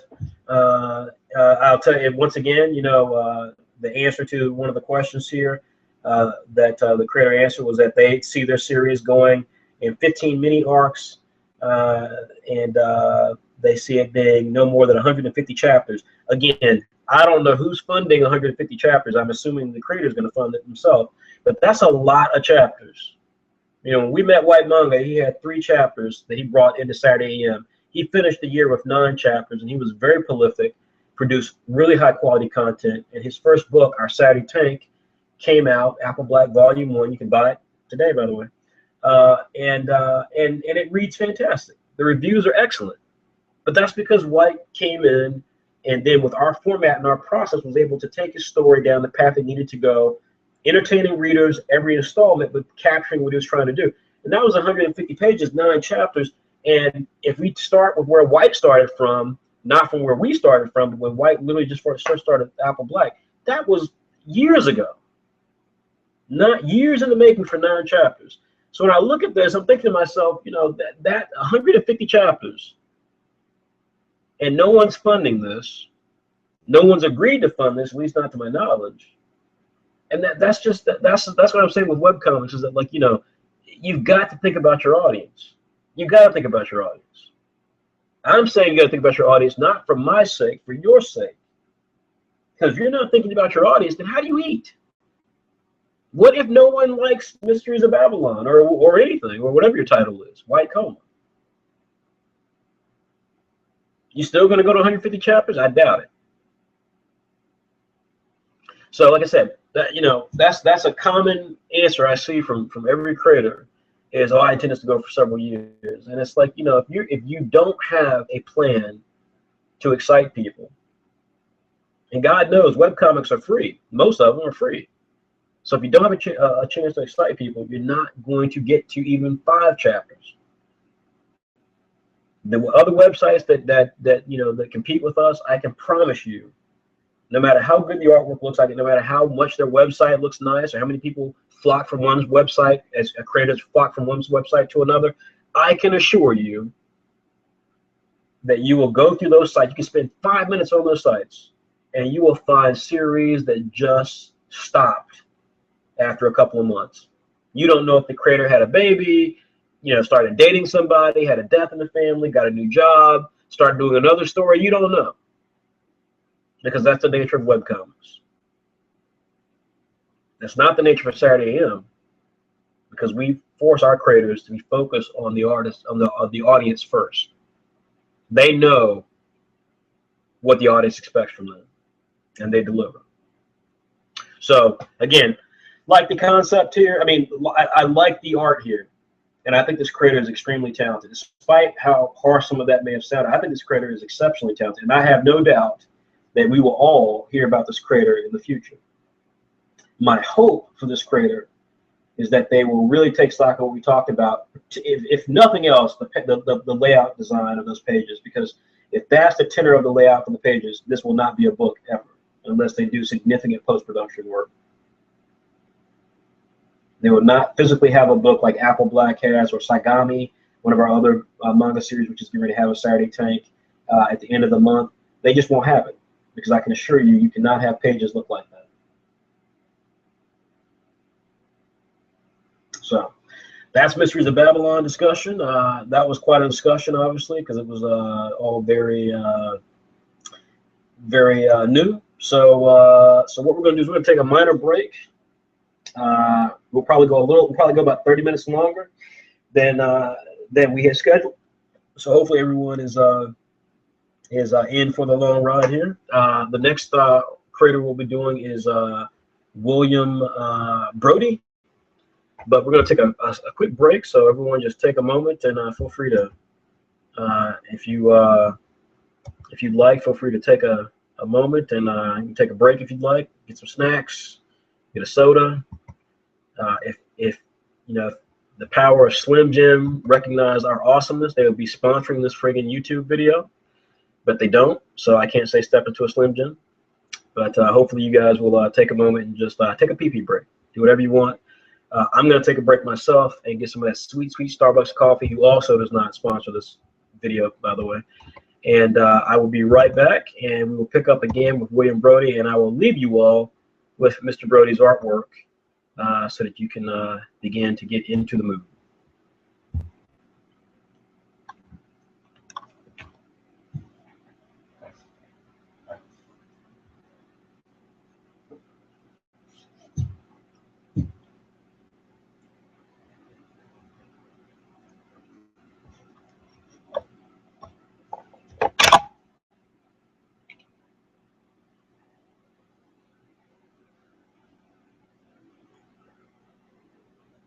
Once again, let me say, everyone, that if you have questions, you are more than welcome to drop those questions in. Again, if you are using Google Chrome for Hangout, then you will see the chat window in the right corner, and you can absolutely post a question there, and I'll be happy to answer it in real time. Likewise, if you are a member of our Facebook fan page, then you can leave a message via our Facebook fan page. Simply go to www.facebook.com, Saturday AM, it's all one word, and feel free to post a comment right in the chat window, or you can do so via our private group, which is called Saturday PILOT Manga, and Saturday and PILOT Manga, PILOT Manga submissions. Sorry, it's a long name, and I'm old. But anyways, yeah. So we have some great things. And now I do see one of the creators here that I just spoke about wrote. So they responded to a couple of things I wrote. Several things I said, and they said, you know, they will go to 150 chapters if they can, even if no one likes it, and that's great. As I said before, you know, I mean, you know, there's nothing wrong with having a personal motivation. Every creator should have a personal motivation. But again, our belief is that, and again, this is the way that we're structured, is that alongside of that personal belief should always be your audience. You should be thinking of your audience. If you're not thinking of that, I mean, even if you're trying to tell a personal story. I mean, when I was a kid and grew up in the 1980s, there was a graphic, one of the first big graphic novels called Mouse by Art Spiegelman. And it was a graphic novel about the Holocaust, told from the perspective of Jewish people as mice, because that was kind of a big thing back in the 80s, was comic fiction, like Teenage Mutant Ninja Turtles would represent, you know, human characters as animals. And that was a work that I can assure you was discussed and debated while he was working on that, in terms of whether or not this was even the right thing to do. It was a sensitive topic, and should he go through with it? And of course, it went on to become one of the most celebrated graphic novels of all time.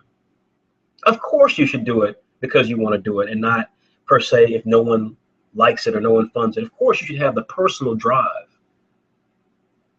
But I can assure you that Art Spiegelman, the great Art Spiegelman, told that story for people like myself, and I'm not Jewish, and for people who are Jewish, to be able to tell the story of what occurred during those atrocities, because it's something that as history and as a story needs to be told.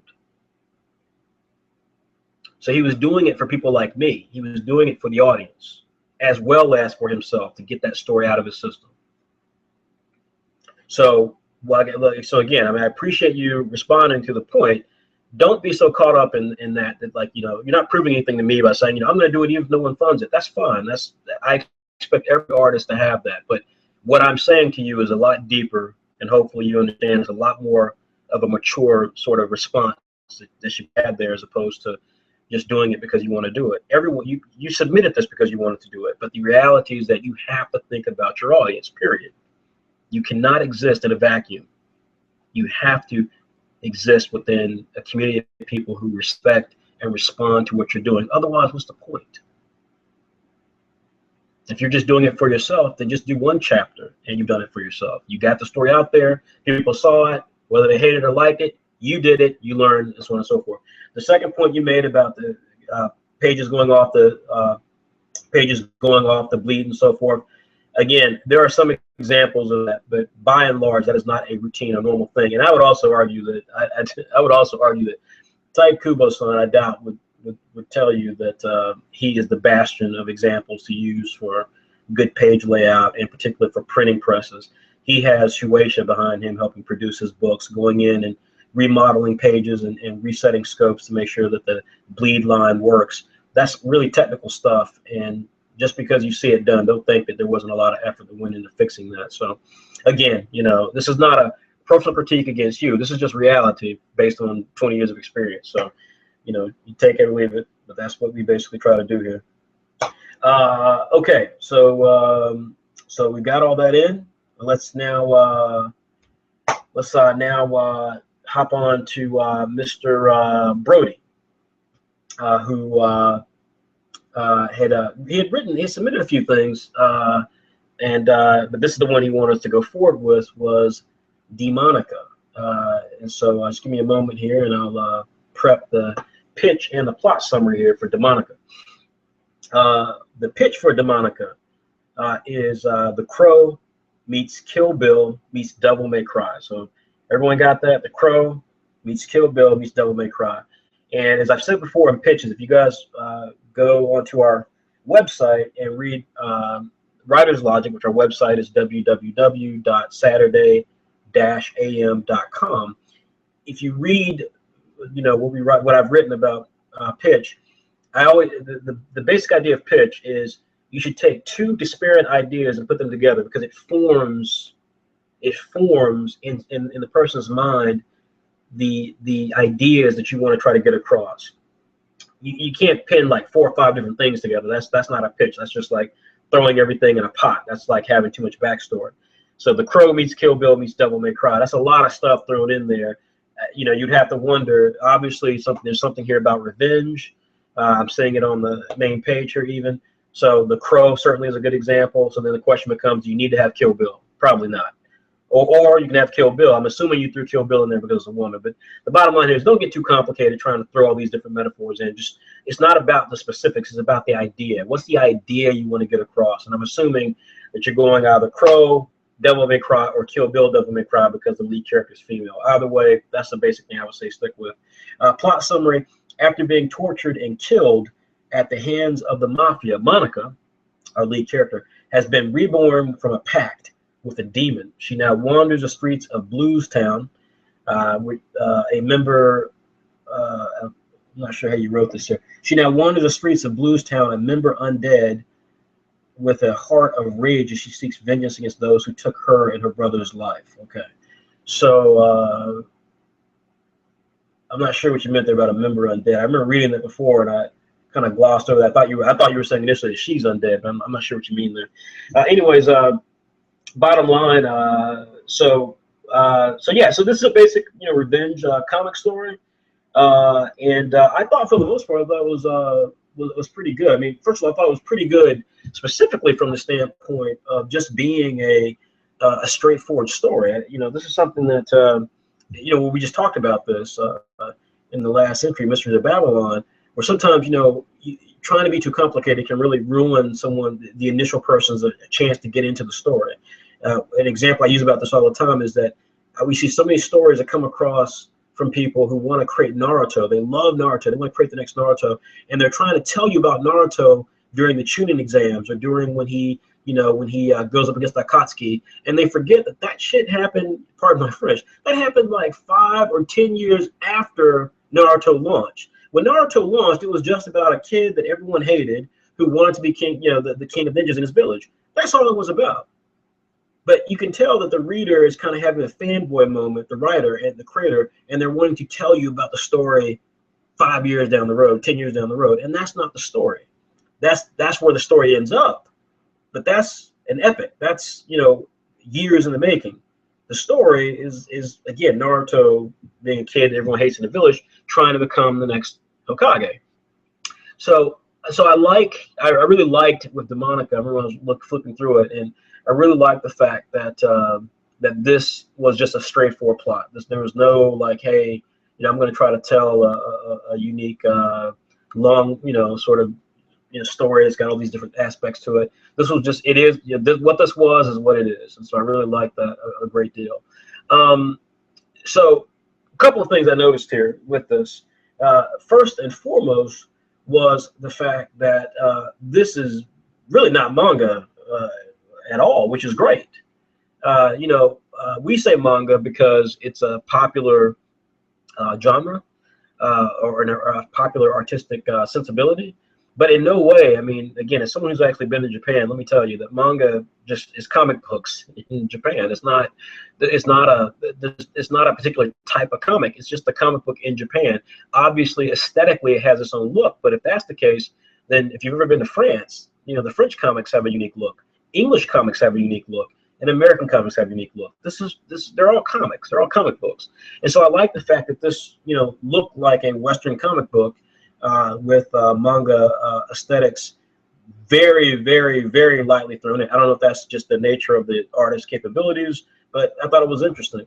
Furthermore, the plot with this, I thought also was probably one of the more direct, straightforward plots. I thought it was, very well done for what it was. I mean, there's nothing here that made me, kind of rub my head. I mean, it's like I knew what the plot was, and so this really fit within the realm of what the plot was meant to be. So I'm going to just kind of cycle through some pages here so you guys can get a look at it. First of all, you'll see here we got some character designs here. Cleo is one of those cutesy kind of manga characters that's it's a demon, but it doesn't look like a demon. And so if you think about some of the great manga series where the character that's got all this power looks different, like Beelzebub or even Hitman Reborn, where the baby is reborn is actually like this big, powerful mafioso figure. I just thought that was very, very cool to see. Demonica as a series, I don't know how old William is, but it reminds me of many comic books that came out in America back in the 90s, back when the 90s kind of had its violent and sexy period. We had a lot of comic series that were kind of like image rips. So you had scantily clad women who had some type of blade activity, a la Wolverine, and so Demonica does kind of remind me of that, William, which is not per se a positive thing. I don't see a great deal of originality in her look, but nonetheless, I love the cat character there. I also love Johnny Magnus. I thought I have a weak spot for characters who wear trench coats and hats, and I just think that's a great character design. I remember Q from Street Fighter 3 Third Strike, and really any character, Phantom Stranger from DC Comics, Green Hornet even from the pulp days. I love characters that look like this. And so immediately when I saw the character, it just really spoke to me as an old ass man. But so this is not quite a turnaround, by the way, but nonetheless, there it is. We also get a great image here of Demonica, which I love to see, by the way. Just this is a really great, again, this is not per se a turnaround, but I give this a pass because how awesome to see a character profile page of a character, and we get a sense of the character's personality just through the art. A sense of the character's personality, just right there, a sense of the character. Playful, she's kind of bending down, kind of like a cat. I thought that was really cool. Then we get the Demon Windmill, which I remember seeing this and thinking, did he get this from Sasuke? Was Sasuke the Demon Shuriken? when they, I think it was like chapter 11 or 12 when they went up against the first couple of thugs in the Zabuza arc. But anyways, that's what that reminded me of. Cool weapon. And then here's the art.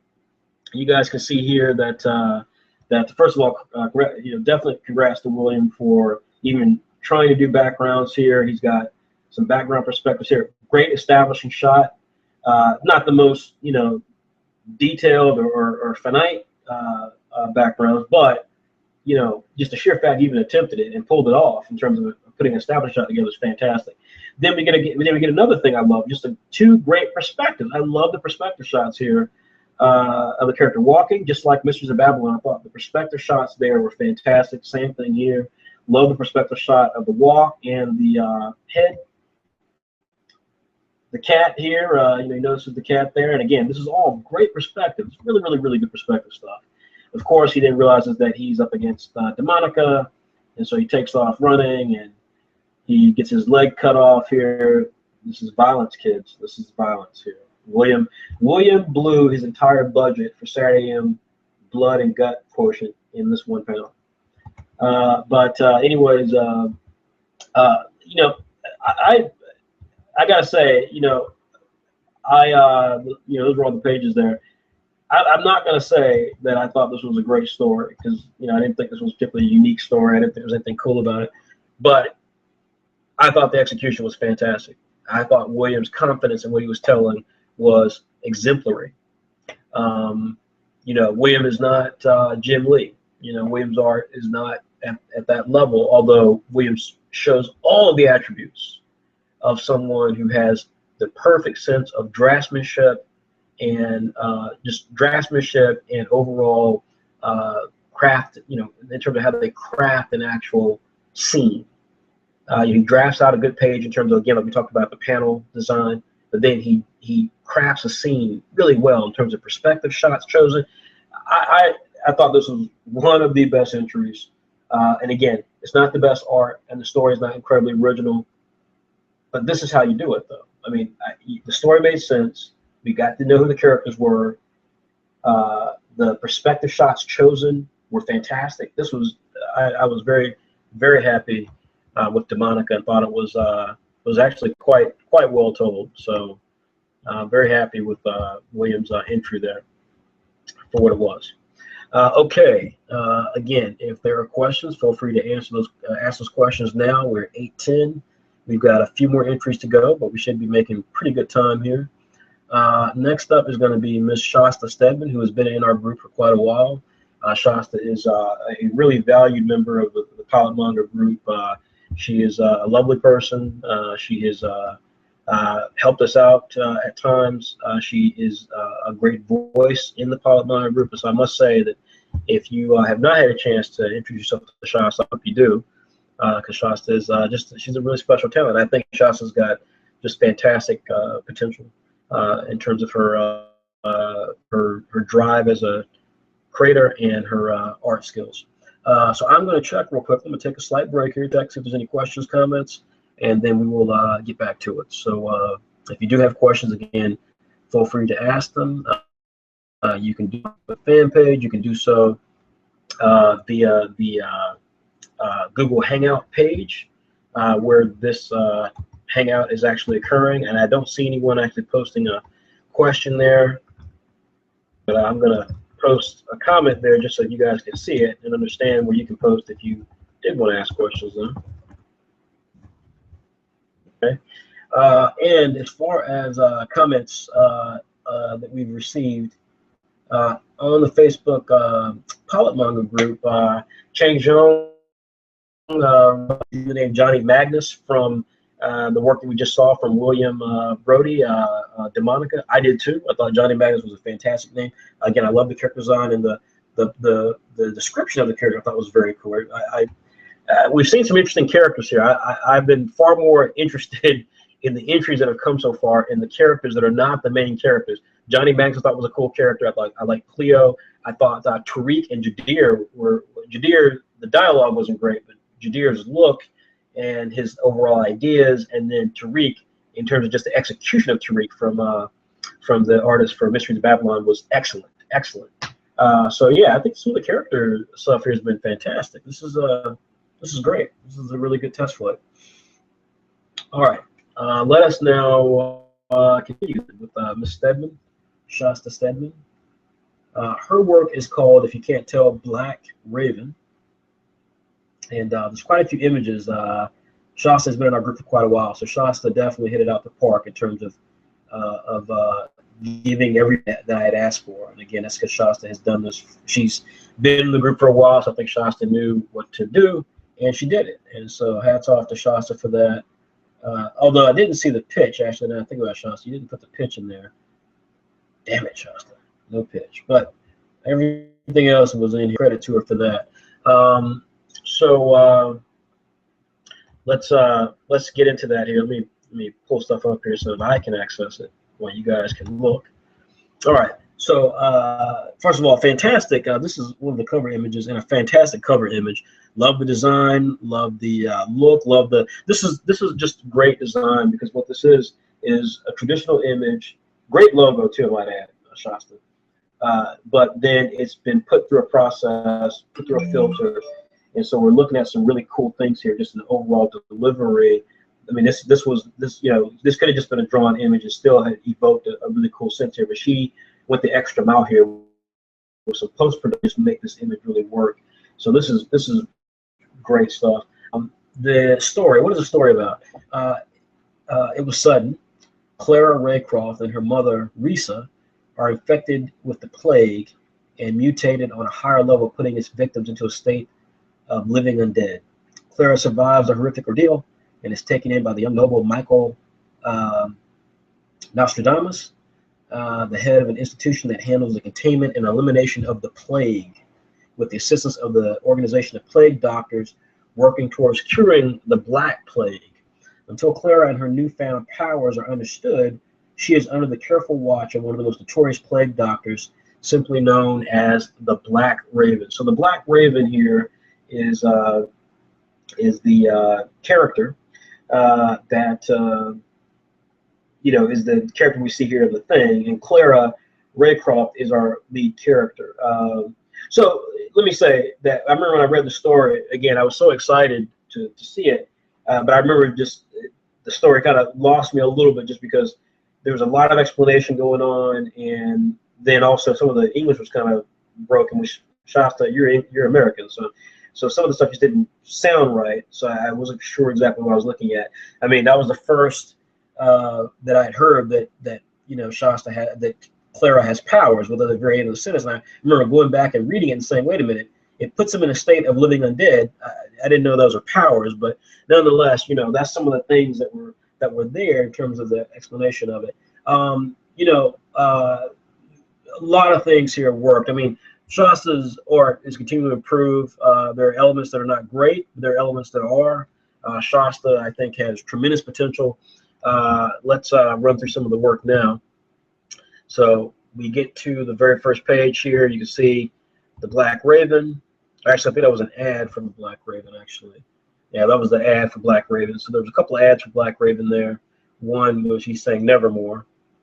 And then the second is he's just, it's just a different kind of color iteration of that original screen I showed you guys. Here's Clara Raycroft. I must say, it was immediately like, just thinking about the story, this kind of took me out of it, because she's wearing pajamas. She's 23 years old. She's wearing pajamas.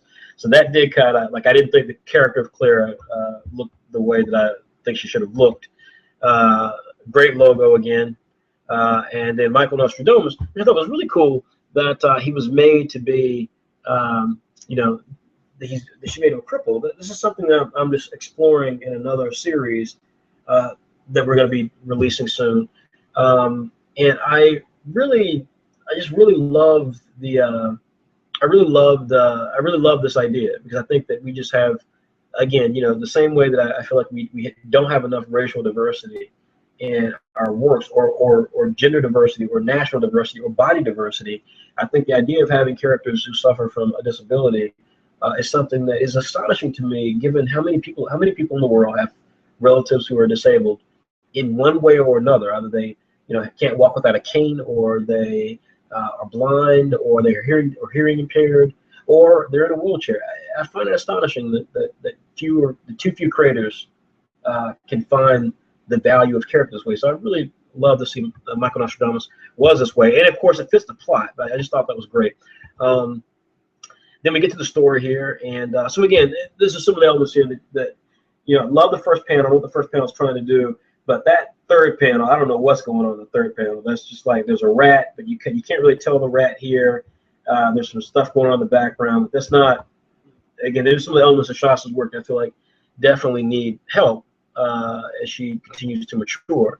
But one of the things that she was doing here, though, that I give her a lot of credit for, in a very dark, tone, both in dark in terms of an adjective, but dark in terms of noun. Like she was purposely going to make the black in the panels and on the page come across very black, pitch black, so that you got a sense. So it really evoked the mood of horror and mystery and suspense. Also, this is taking place at night, but I thought this was a very brave choice because it's not something a lot of creators do. And it also allowed her to play with some things such as headlights, the Black Raven's mask with his eyes, has a light up effect. I don't know if it's lit up in terms of like any LEDs or whatever inside of the mask, but it certainly makes for a very visceral and cool scene.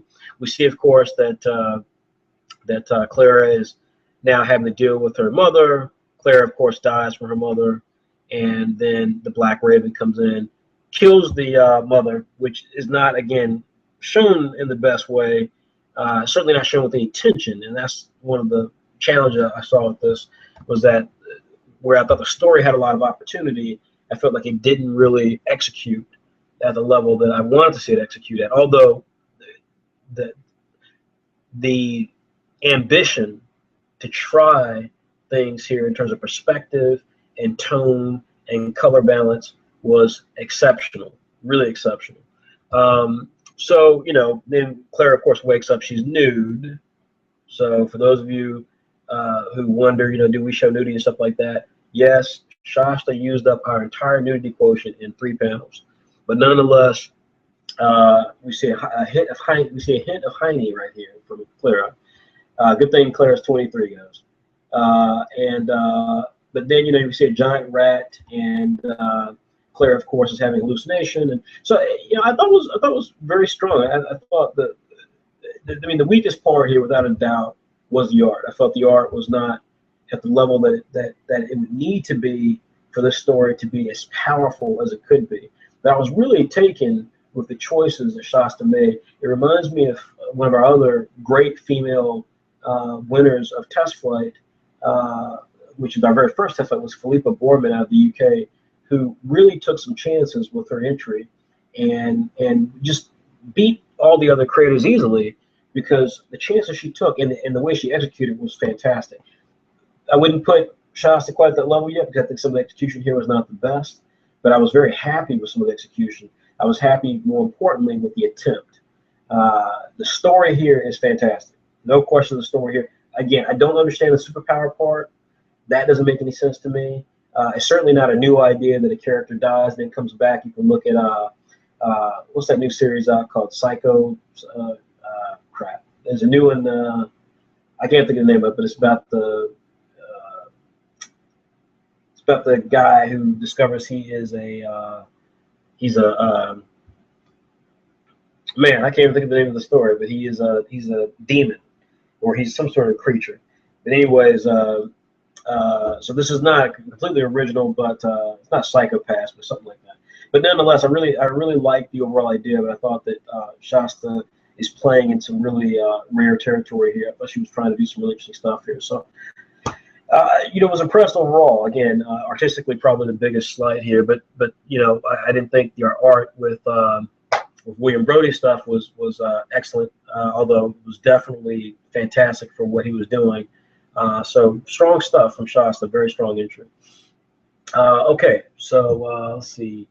The next entry we have is a written entry. So I won't really have anything to show here.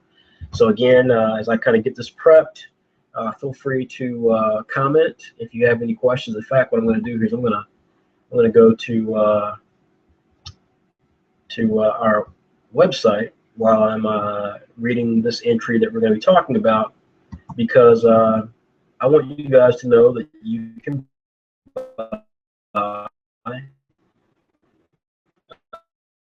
this is Apple Black Story, brand new content page that you've never seen before from one of the superstars of webcomics, Whyt Manga. It's our most popular series, and it's popular for a reason. It's really, really well done. Whyt is in my entire career, who tend to be talked about as one of the legendary figures in a particular medium. I've had a chance to meet some legendary figures in video games and manga and comic books, but to be associated with one, to be working with one, and helping to guide one like Whyt Manga is a real treat for me personally. And so, really proud of Whyt.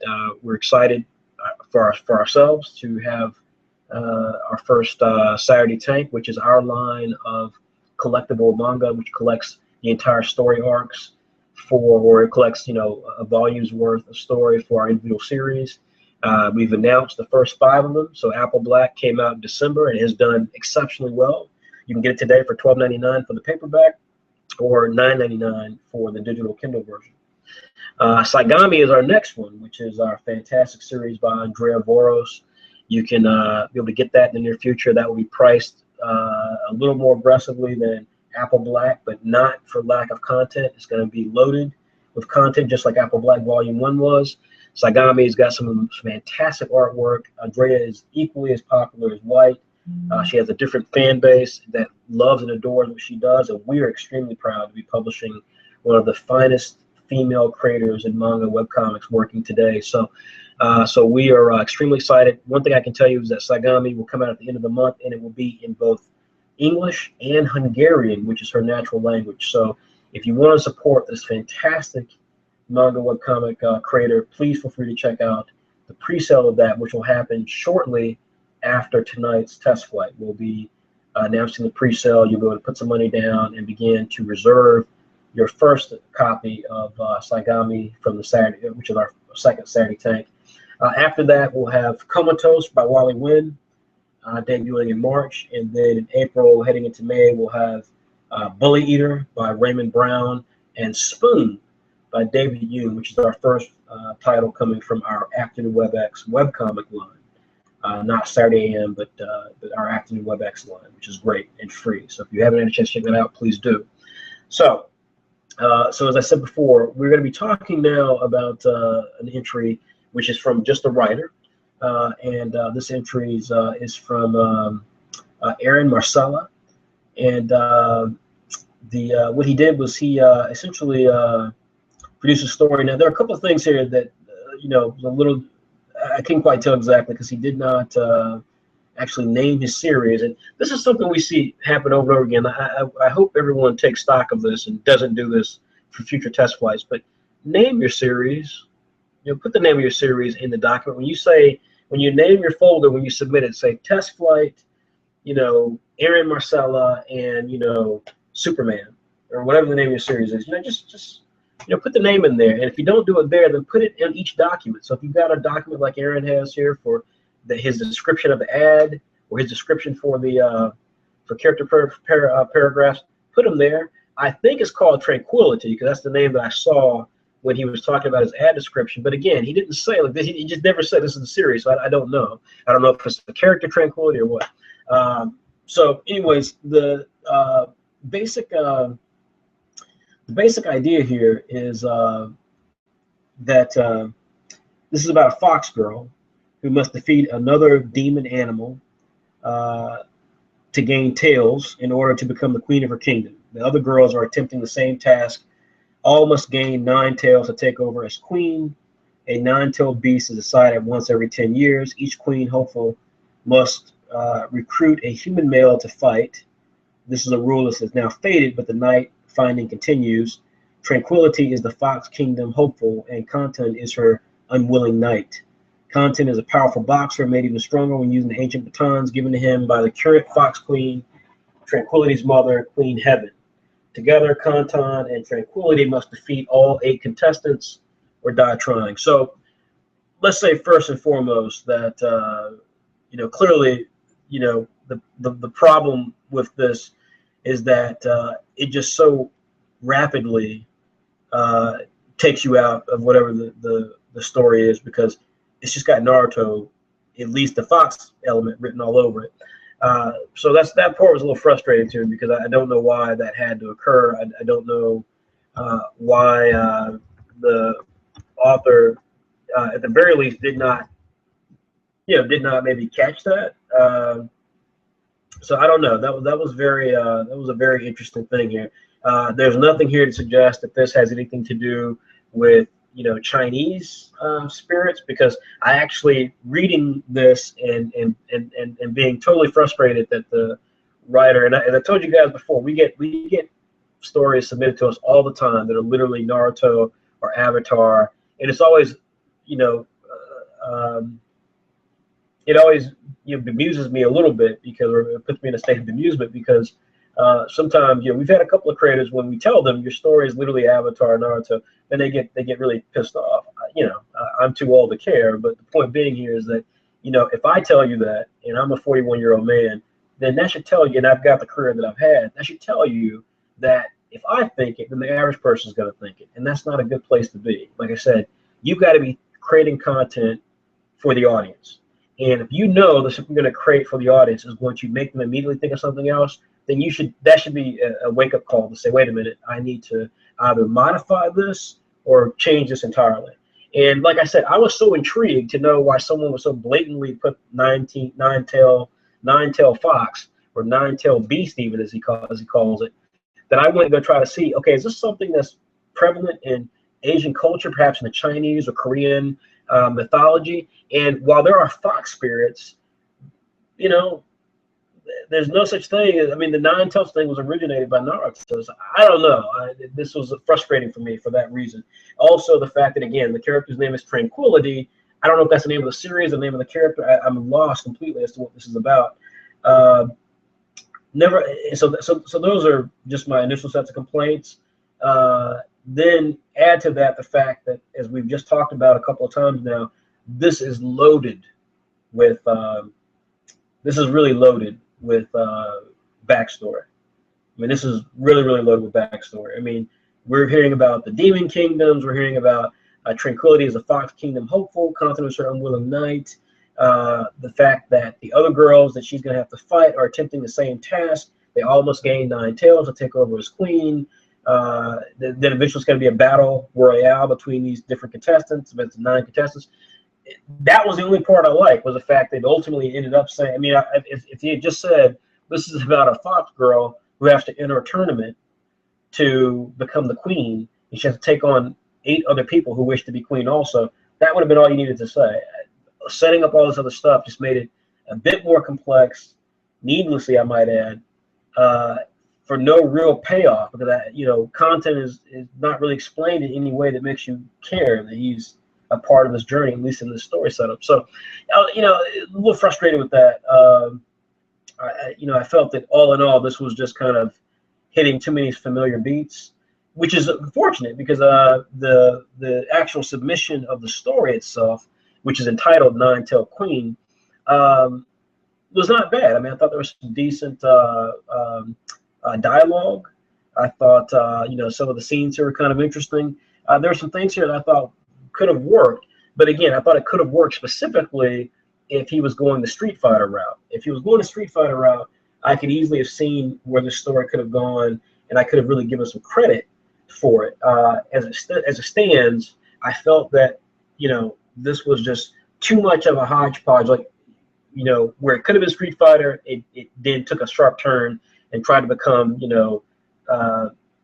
something else, kind of a buddy comedy a little bit. I mean, it was just there's a lot of things happening that never really gave me a sense that they're never going to get me set correctly into what the point of the story was. So that was a little frustrating overall. But I must say, in terms of dialogue, as we talked before, I was not particularly enamored with the Mysteries of Babylon. Babylon here is not perfect. There were a couple of moments here that I thought were particularly inspired, and shows that Aaron has real capabilities potentially as a writer. So there's some things here I just thought worked really well. But all in all, the story just, there's, like I said, it loses on so many levels just at the very beginning, just because there's not enough stuff here that allows a story to feel something completely unique. It's not a buddy comedy, it's not a Street Fighter epic, it's not Naruto, but it's all those things thrown together, and it doesn't do any of them particularly well to make you come out of it. So those are some of the elements there. I do give credit for at least some originality in some of the names, and this is something that potentially could be unique. I mean, I'm certainly not denying that this idea could work through a different filter, and certainly perhaps if artworks were attached to it, and I could see some of the tone and flow that the art would provide. But looking at this particularly as maybe for our ebook line, well read, like I said, I'm not seeing enough of what makes this click. There was not enough savvy dialogue between Kantan and Tranquility to at all suggest to me that this could be kind of a fun read between these two characters, kind of a weird buddy thing. And there wasn't enough of the epic feel or that I think the writer thought he was going for to make me think, okay, well, there's this going on. It's certainly not Game of Thrones. So it just felt to me like there's too much stuff here, none of them hitting the mark particularly well. And possibly this is just due to too much backstory, too much trying to make the story more complex than it needed to be, instead of focusing on what the story is or could be and just have fun with it. Need to see more of that. And by the way, now this was the case in a couple other stories as well. The Mysteries of Babylon actually fit this a little bit, but this wasn't a comedy, this wasn't sports, and this wasn't horror. Horrific things may happen. I mean, in sports in this case, you can try to make the argument this is sports, but this is really not sports. So that this was something I made notes of for each one of these. I was like, I know how they're trying to slide this under the radar as being this, but this really not this. So on that merit, I couldn't go at that. But I do hope to see stuff from Aaron in the future. I think Aaron proved with some dialogue choices at least that he's got some real capabilities there. All right, we're down to our last two. So the next is from Chang Zhong, who has commented dutifully in the chat on Facebook. I mean, she's been commenting there on Facebook, so it's good to see that. And Lisa left a nice note talking about the stuff there. Let's see here. I'm just checking to see if there's any comments here. All right, so there's no more comments there. All right, and then yes, William, I did see your answer to one of those questions, and yes, I did think that was very good. So so congrats on that. Okay, let's see what we got here. All right, so next up is a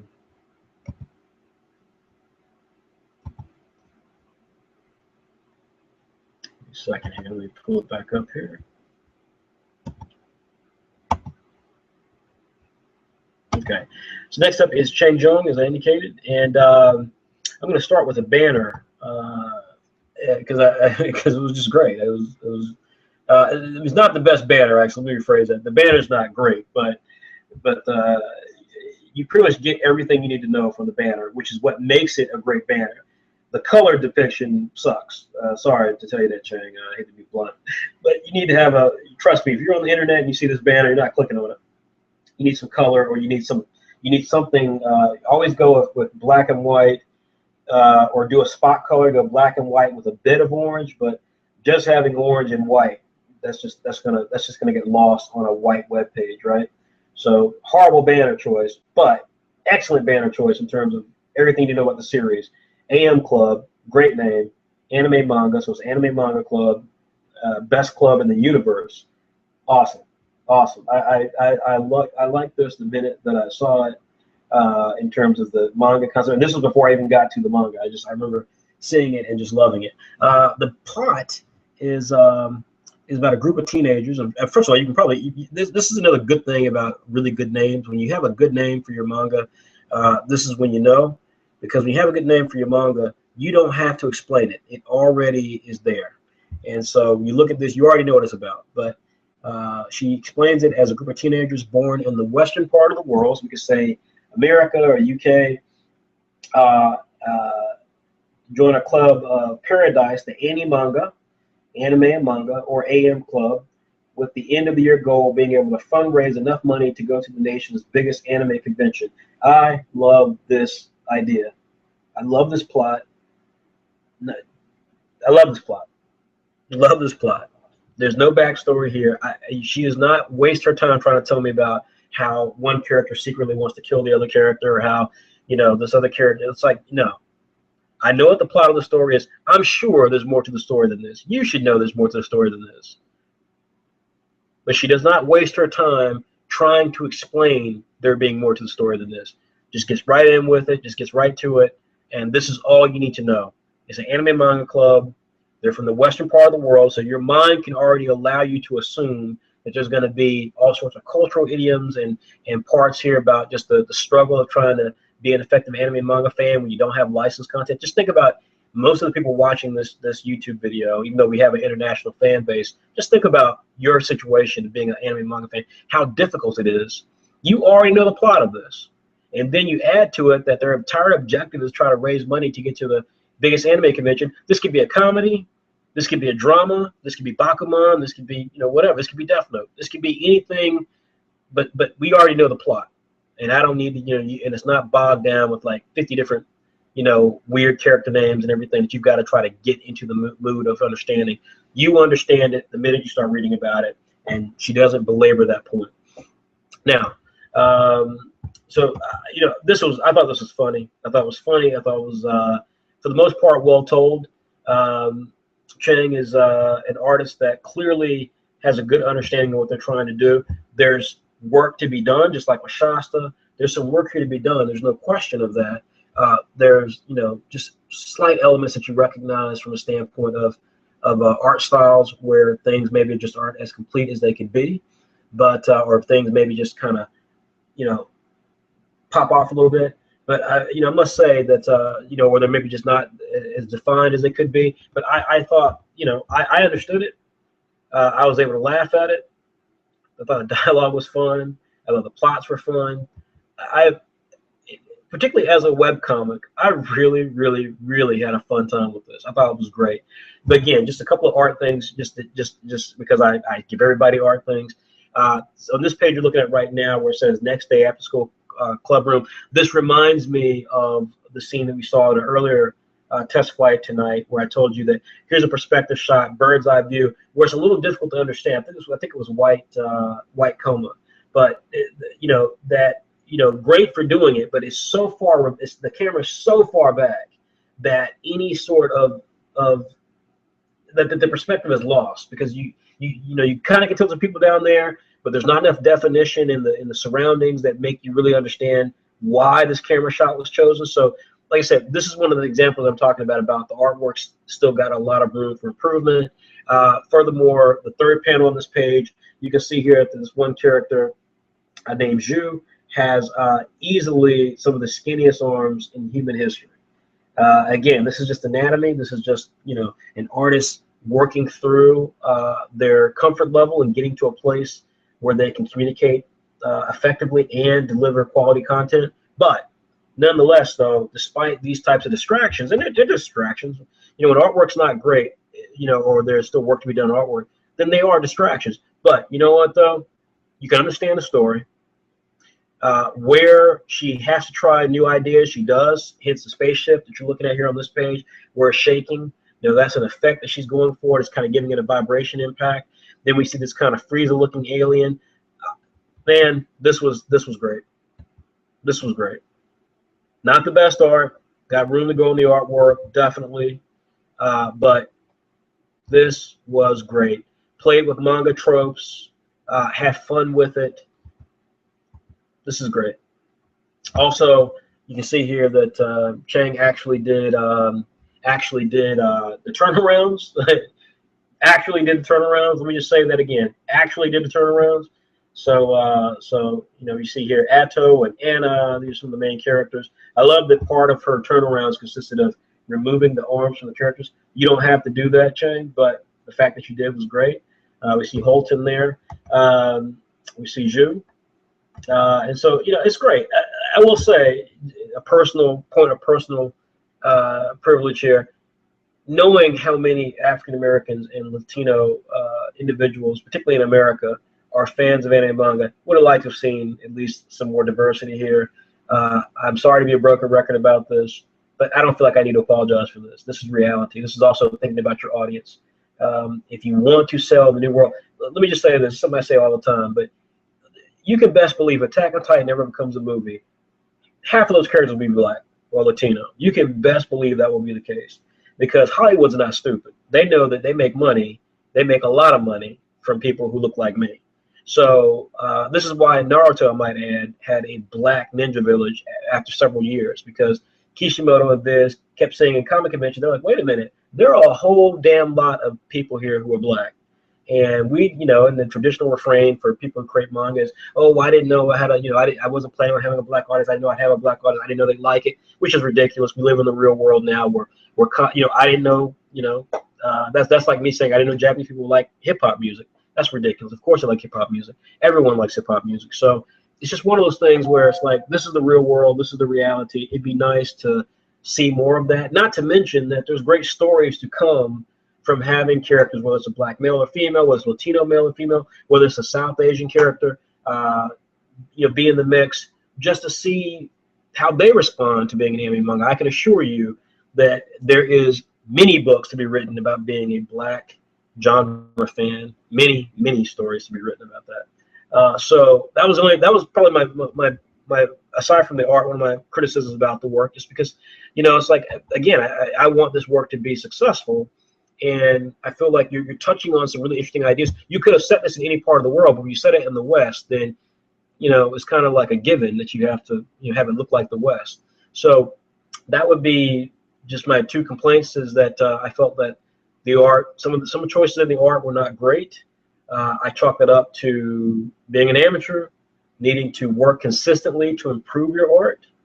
But there were also many things, just like in the case of William Brody, where you took a chance with some of the art that you were trying to do from perspectives or from post-production things where you're doing like with the alien ships, where you didn't have to, and you did them. And in some of those cases, you executed brilliantly. So I was really impressed with this entry, really impressed with the entry. It's so nice to see a comedy entry in here and to see someone who actually did it and did it well.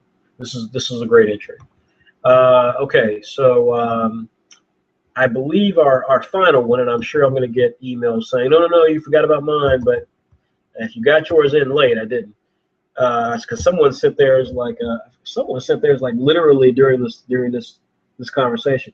Dimitar Stojanov sent theirs literally just now, an hour ago, which I'm a little bemused at the notion that we would consider something that just came in during the actual test flight itself. But anyways, the last one I believe we're going to look at here, because I think Eli Beard, there's nothing in your folder, and I remember there being some issues with yours before. So the next is Daryl Bastian, and Daryl had a very unique property. It's called Remedium Plus, and this is impressive. This is impressive. Truly impressive. I'm going to tell you how impressive it is in just a moment. We're going to take a break. For those of you who maybe have entries that you thought we should have considered, I would just suggest to you to go ahead and contact me. Drop me a line now so that I can see exactly why it didn't come in, although I'm pretty sure in some cases I know why. So we're going to take a quick break, and then we'll come back in literally about 2 or 3 minutes, and we will then begin with our final entry for the night, which is Daryl Bastian's Remedium Plus, and we'll also reveal who the winners of this test flight are, who are the runners-up, and what next steps are. So we'll be right back. I'm going to stop sharing for a moment, so I'll be right back.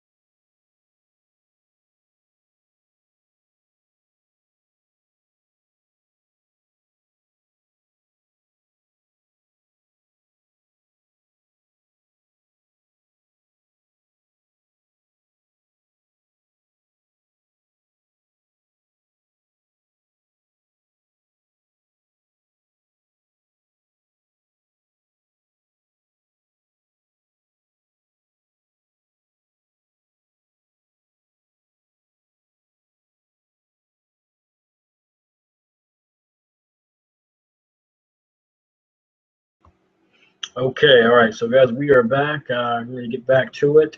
So I didn't get any comments, although I did get one, and so I went to look and I checked with some of our guys who do this with me, and so it turns out that yes, we actually did get Demon Service that came in on the 9th, but it had bounced around evidently, so it didn't actually get where it needed to get. So I'll address a couple of questions and then we'll get to that. So we will get to Demon Taurus. I do have comments on that, and I'll also do that one in real time. But so let me respond to some of the questions here. Let me say also, Demon Taurus, that your response was not the way to do it, buddy. That's we say all the time, be professional, and that's not the way to be professional with this. You're not paying me for this, and no one's being paid for this. So, things happen. I just had another creator I had to kind of talk to the other day about making ridiculous comments, thinking that you're saying something intelligent. That response is not intelligent. That's not the way to handle that. Not at all. So, things happen. We're a small group. We're running through content. People are sending stuff that's not always labeled or listed correctly. We go through this literally every test flight. You can watch the previous videos. Things do slip through the cracks, but when we find them, we correct the situation. But telling us what you're going to do if we miss it is absolutely not the way to respond, and that's enough to get you failed just on the principle of the matter. Let's. I understand your frustration, but let's act like you have some common sense. Likewise, Mari, now I know you're not saying this in a rude way, but Nari, let's be clear about something. Nari, with your post, you said last month you missed a test flight because you didn't understand how to use Dropbox and some other stuff, which that happens. Although like I said to you back then, it's like that's something you need to figure out. You need to learn how to do that, and because you need to learn how to use Dropbox. Dropbox is an essential tool to use, but then I'm looking at it the other day, and you still were literally sending it to us almost a day. In fact, I think you did send us a day later. You sent it to us at 11 a.m. the next day, saying, "Hey man, I hope everything is cool with this." Now, I'm not trying to put your stuff on blast, but when you send me a note, this has to be put on blast. I don't know why after an entire month where you didn't make it last time, you didn't figure out how to use Dropbox in that interim. You were still up until the day of, and then after, asking people for help about how to get your stuff loaded in. That's the sort of stuff you should have had. You had a month to figure that out. So I'm not sure exactly why that happened there. I will address your property because I didn't look at it, but we can't consider it for this, and that's one of the aspects of that is, one of the things we say, and this goes to Demetar, this goes to Demeter, sorry, this goes to all the creators who've posted tonight, is part of the experience of test flight. Part of the experience of test flight is not to see who's the best artist. As I said before, I'm a 41-year-old man. This is not a game of who is cool, who's not. That's ridiculous. You can do that with each other. We do test flight to create a scenario where, just like in a job interview, equally important to what you produce is how you produce it, how you behave, how you interact within PILOT Manga, how you seek help, which, by the way, does not mean contacting me when I'm trying to run a company on every little question you have. There are over 300 members in PILOT Manga group that you can ask a question to who are more than willing to help you. Going to the CEO of a company is not the way to get help for something that either was already listed in the rules, something that already had been spoken to in a previous comment that you just had to scroll to see, or something that's featured on our website in bright red letters. Not doing research, I can assure you, in corporate America and at Marvel Comics and DC Comics and any of the big comic companies out there, to not actually be willing to do the work, just thinking you're going to ask questions and kind of finagle your way around the system, whether you intend to finagle your way around or not, that does not speak well to your ability to produce content at a professional level. This is always, when we do the PILOT Manga, It is always about the essence of being a creator. From your preparation, to your presentation, to your talent, to your desire. Why Saturday AM has been so successful is because the way we do things is unlike everybody else. Some people hate us for that, but we do it because we are believers in the presentation and the purpose of what we're trying to do. Our execution is what people remember. And so with test flights, you're being judged on far more things than just how good your artwork looks. And trust me, there are plenty of people. Leonardo Massive is one of the finest artists that I've ever seen in my entire life. Yet he did not win the test flight the month it came out. So you don't come to us because you feel indebted because your friends have told you how awesome you are. You come to us to get ripped apart, to get made to feel like you are literally someone who is fighting to build a career in what you love. And if you've got that desire, if you're willing to fight for it, well, I'm gonna knock you down. But we're gonna help pull you back up and build you into the sort of character who can survive. But things like sending me a note, saying you're gonna, what's gonna happen if your submission is ignored, you can get on with that mess, man. Nobody follows that, man. We don't follow that sort of talk. We're not that group. I'm certainly not that person. And then asking me a question when you know fully well that you had an entire month to get your content in on time, and then asking like, well, how come my content wasn't figured? You know why your content wasn't figured. You got it in 24 hours late. Or 10 hours late, sorry, 10 hours late. 10 hours late when you knew fully well that the questions that you had a month ago, you still had. So yes, we judge you on how you present yourself, just as much as your art. So knowing that, trust me when I tell you, and Leonardo and Justin and Frederick Ward and Philippa Borman will all attest us one very simple fact. Whoever wins test flight tonight, you should be thanking them, because what they will endure next to actually produce comics for Saturday AM is going to be far harder than winning test flight. If you can't deal with that level of criticism today, you will not deal with that criticism when we go forward, I assure you. Nor will you deal with it if you can't deal with it with us, then you're not going to be able to deal with it at Marvel, at Image, at DC, at Viz, at Shueisha. Talk about criticism. If your comic's not hitting out the gates in the first couple of weeks, you're screwed. And they're not going to worry about trying to tell you nice stuff. They'll do it just because culturally they'll do it. But, you may think your idea is brilliant, like Mysteries of Babylon. But trust me, you'll be gone in 2 seconds. This experience is what it's really like. So when you're involved with this experience, you're involved with it from the perspective of having to actually communicate, have the desire, listen, accept criticism, and produce your best work. And that's all that you can do. But that's what you should be focused on doing. So we will get to Demeter, I believe, I'm sorry. And we will get to Inari. And we will get also to Mr. Bastian here. There were a couple of comments that were made, and I do want to respond to them.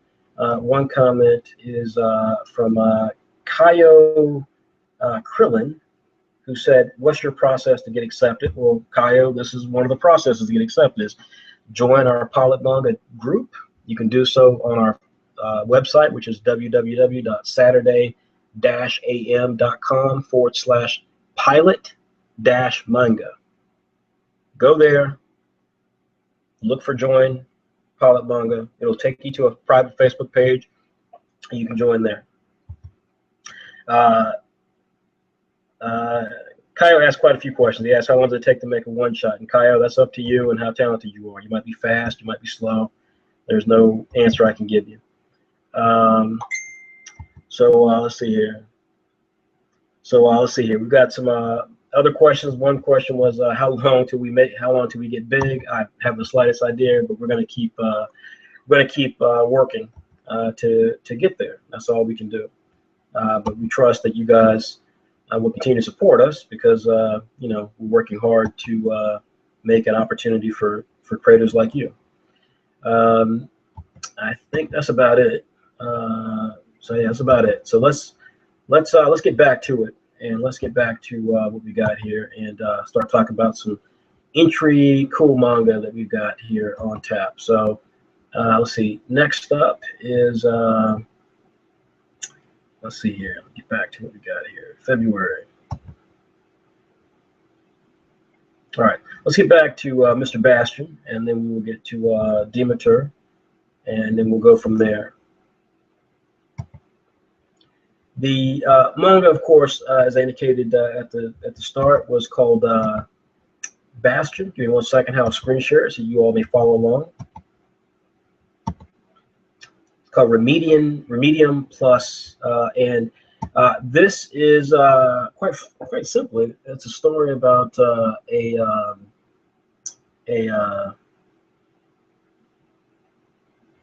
let's see here.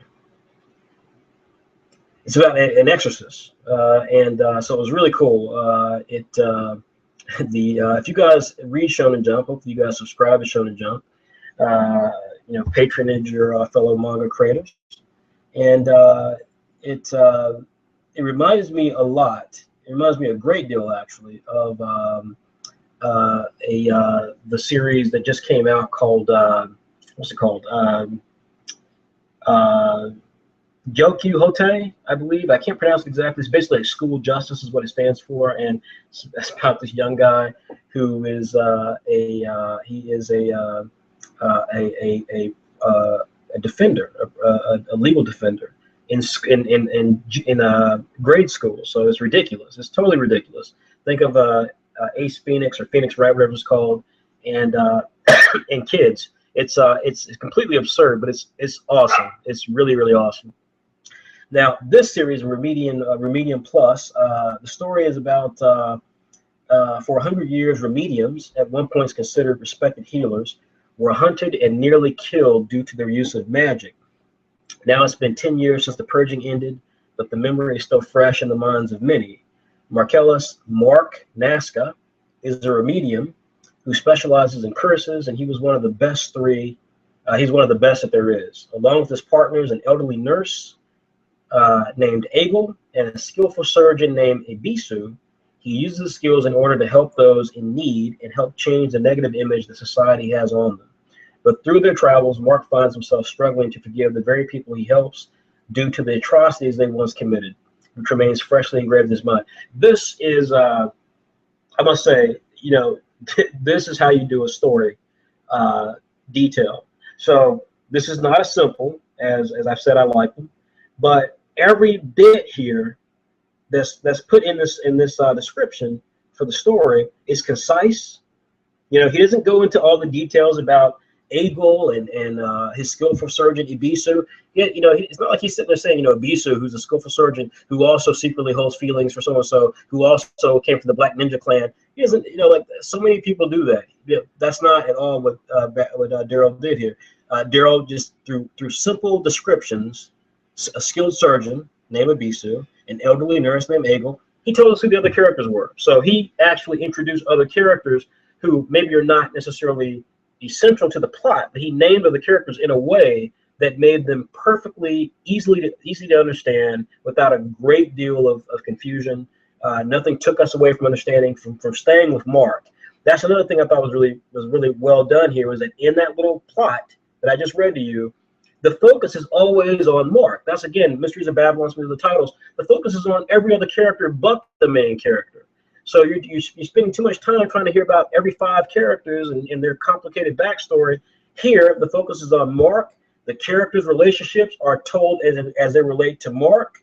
And then it finishes talking about the fact that Mark struggles with the things these guys have done, even though he's trying to, you know, remove curses from some of these people. So some of these people might be cursed to be a demon or to be a rapist. which is very dark. I shouldn't have said rapist, but you know, something really nasty, right? A rapist, a racist, a serial killer, and yet, you know, Mark struggles when he frees them from those evil intentions. He struggles like these people committed these crimes, even though they themselves didn't do it. You know, it's still heinous what they did. So, what a great story description. I'm intrigued. I want to read more about it. There's no the pitch is House MD meets Blue Exorcist. Wow, wow. That's all I can say is wow. Really, really, really thought this was great. And let's talk about the art. Fantastic artwork. I mean, first of all, the character design of Mark and that hair of his, I mean, was awesome. That's manga. You couldn't get more manga than that because Mark looks absolutely ridiculous. That hair is going straight up. The only thing that would have made that more manga is if it was a damn mohawk. But nonetheless, I totally bought it. I thought it was great. I like Mark. I like his character. I like his dialogue. I like what Mark was about. I like the glasses. Then we see the demon design character from the little girl who's possessed. This is all really, really, really great stuff. This is fantastic stuff. Fantastic stuff. This is fantastic. I literally have nothing to say beyond this. This was just great. Great art, great story. Now, if I had to hazard a complaint, the two things I would say is number one,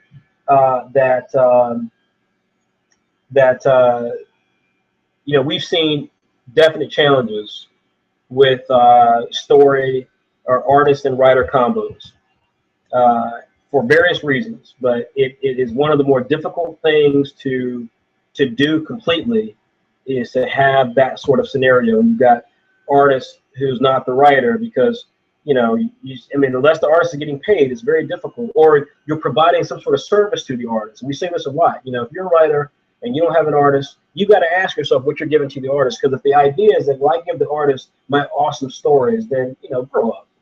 Grow up. That's you're not Neil Gaiman. You're not, you know, you're not, you know, Gail Simone. You're not a well-known name.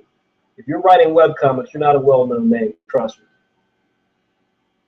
If you're not writing blogs, like if you're not you know, and I see this a lot with some writers. You know, they don't write blogs. They don't put their name out there in any conceivable way. They just haunt, you know, different communities and different social networks saying, "Hey, I'm a writer," and it's like, you know, that's like someone saying they're an artist and not really producing a lot of art. You know, you can't do that.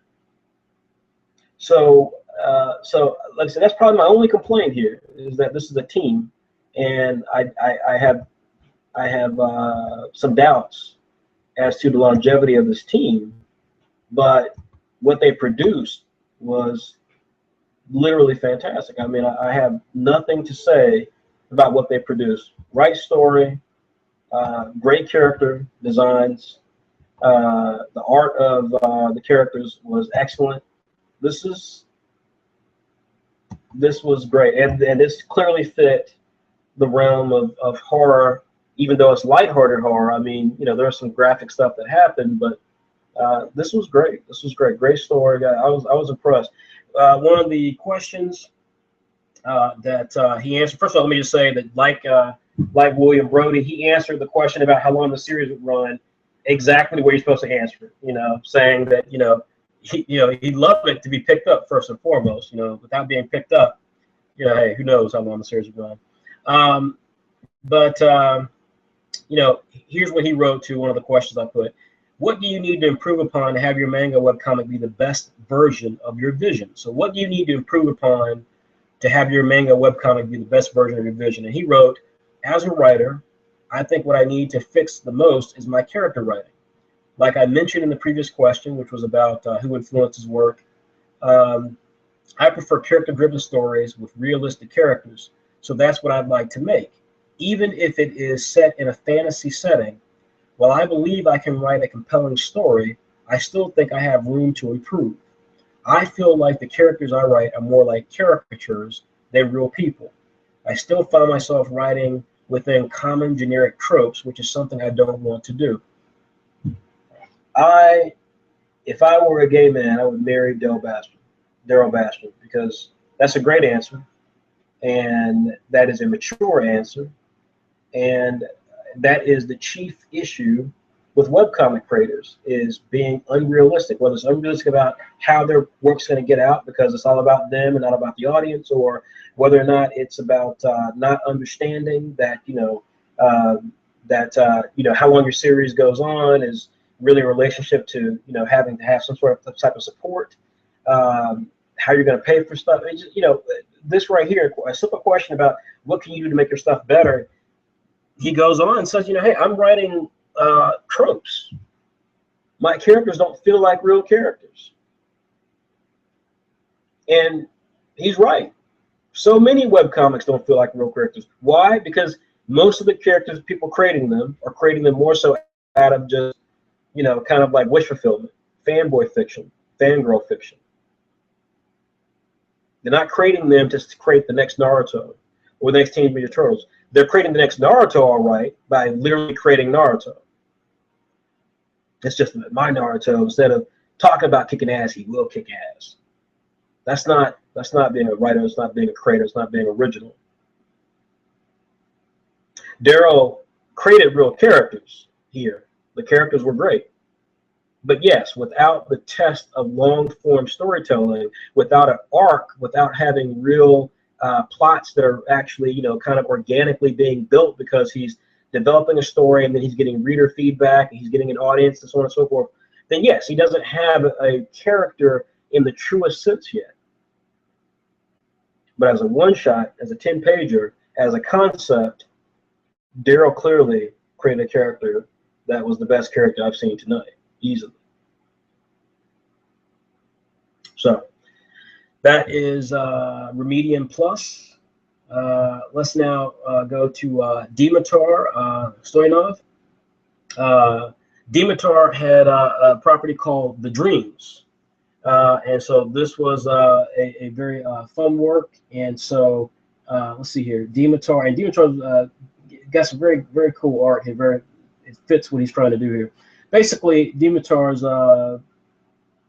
the story is about two siblings, one of which is taken seriously the advices of their mother, but the other doesn't. Each one of them has to face the consequences of their choices.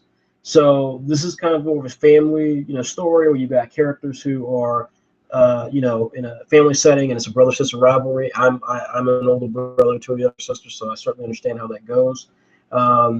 Let me pull it up here. Sorry, let me pull up some of Daryl's art, which is pretty fun actually. Let's see.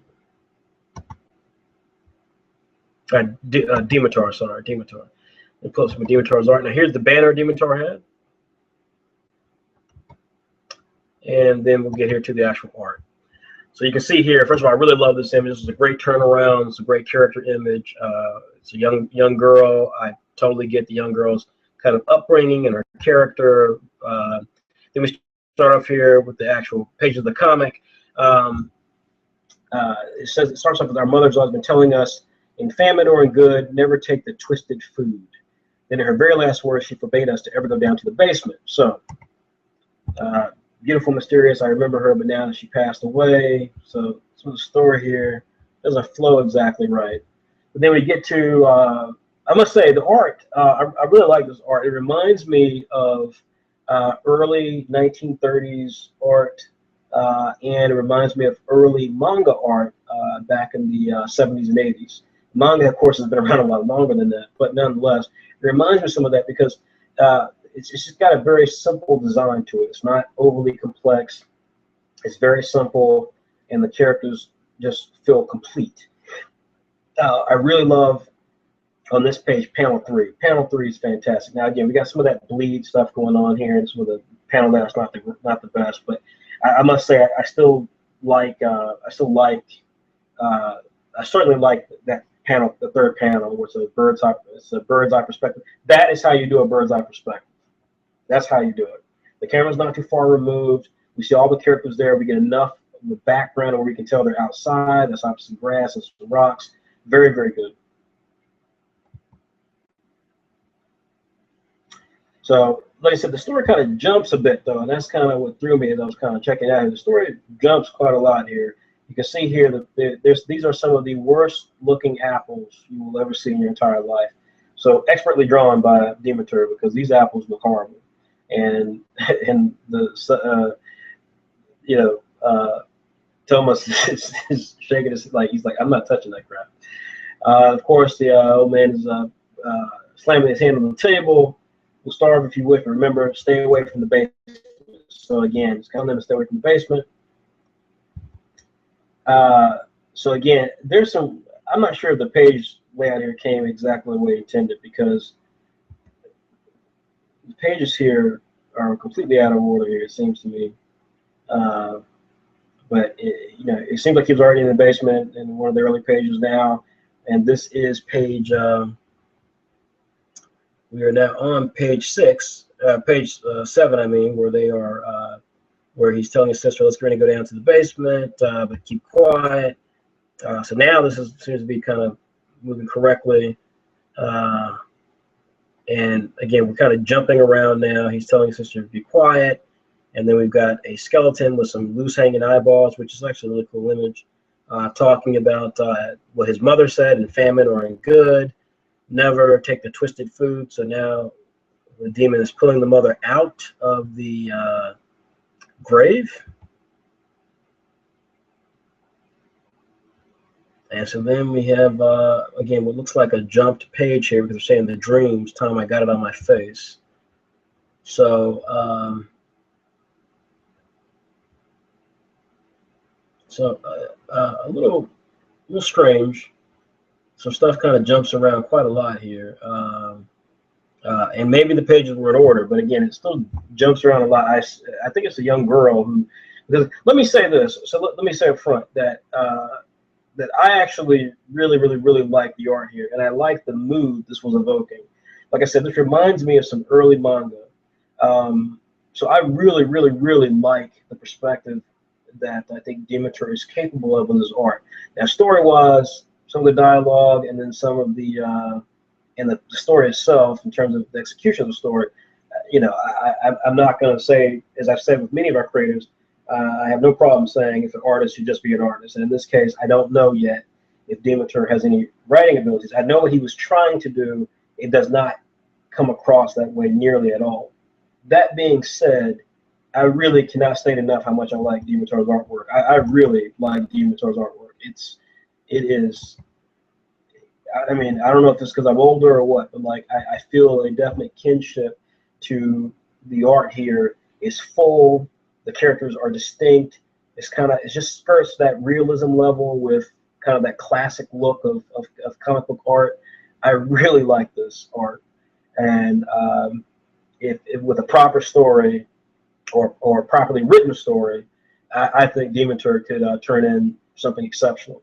But the character designs, the overall concept of this, I liked. Execution of it, not so much. But Demeter is on my list to watch, not because Demeter essentially threatened me earlier, which Demeter, again, that's ridiculous, but because Demeter has got real talent, and I think I'm very eager to see what Demeter does next, or to work with Demeter to see what he could do next. This is good stuff. This is really good stuff. Okay, so those are everyone that we've got. Now, again, I'm sure there are going to be people who are indicating that they should be on the list and not on the list, things of that nature. I think there was one other one here, which is Kimiko Roll. So I am going to check to see if I can find Kimiko Roll real quickly. So just bear with me for a moment, but then we are going to reveal the winners here very shortly. So bear with me for just a moment, and I will check. Again, if you've got questions, this is the time to post them. Post them now. So go ahead and drop them into the system very quickly if you got them. Put them on Facebook, put them here in the chat window, but do post your questions if you have them. Let me see here. I want to now go to and locate the stuff that we're seeing here. Let's see. Yes, I do remember Kimiko's coming in. Yes, okay, here we go.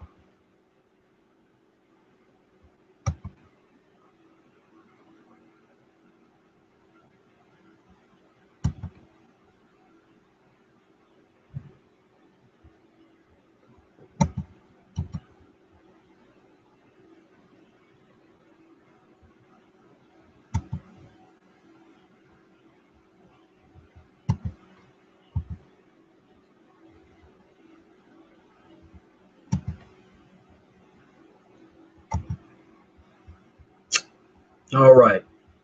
And so this is the last entry. I do remember Kimiko's coming as well. It kind of bounced around a little bit there. So Kimiko, we will be reviewing yours here. Just give me one moment here.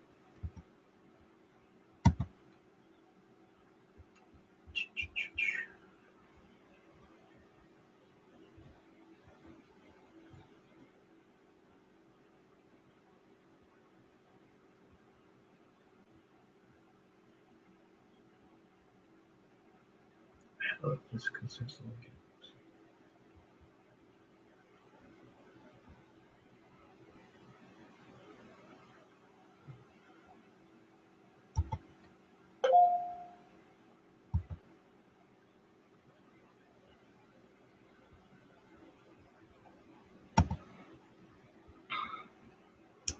Okay. All right. So give me a second, here, everyone. I will add you into this screen share. And this is our final contestant, Kimiko role. And let's see here.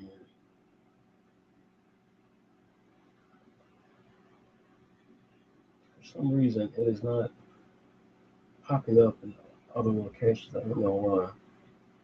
But okay. All right. Okay.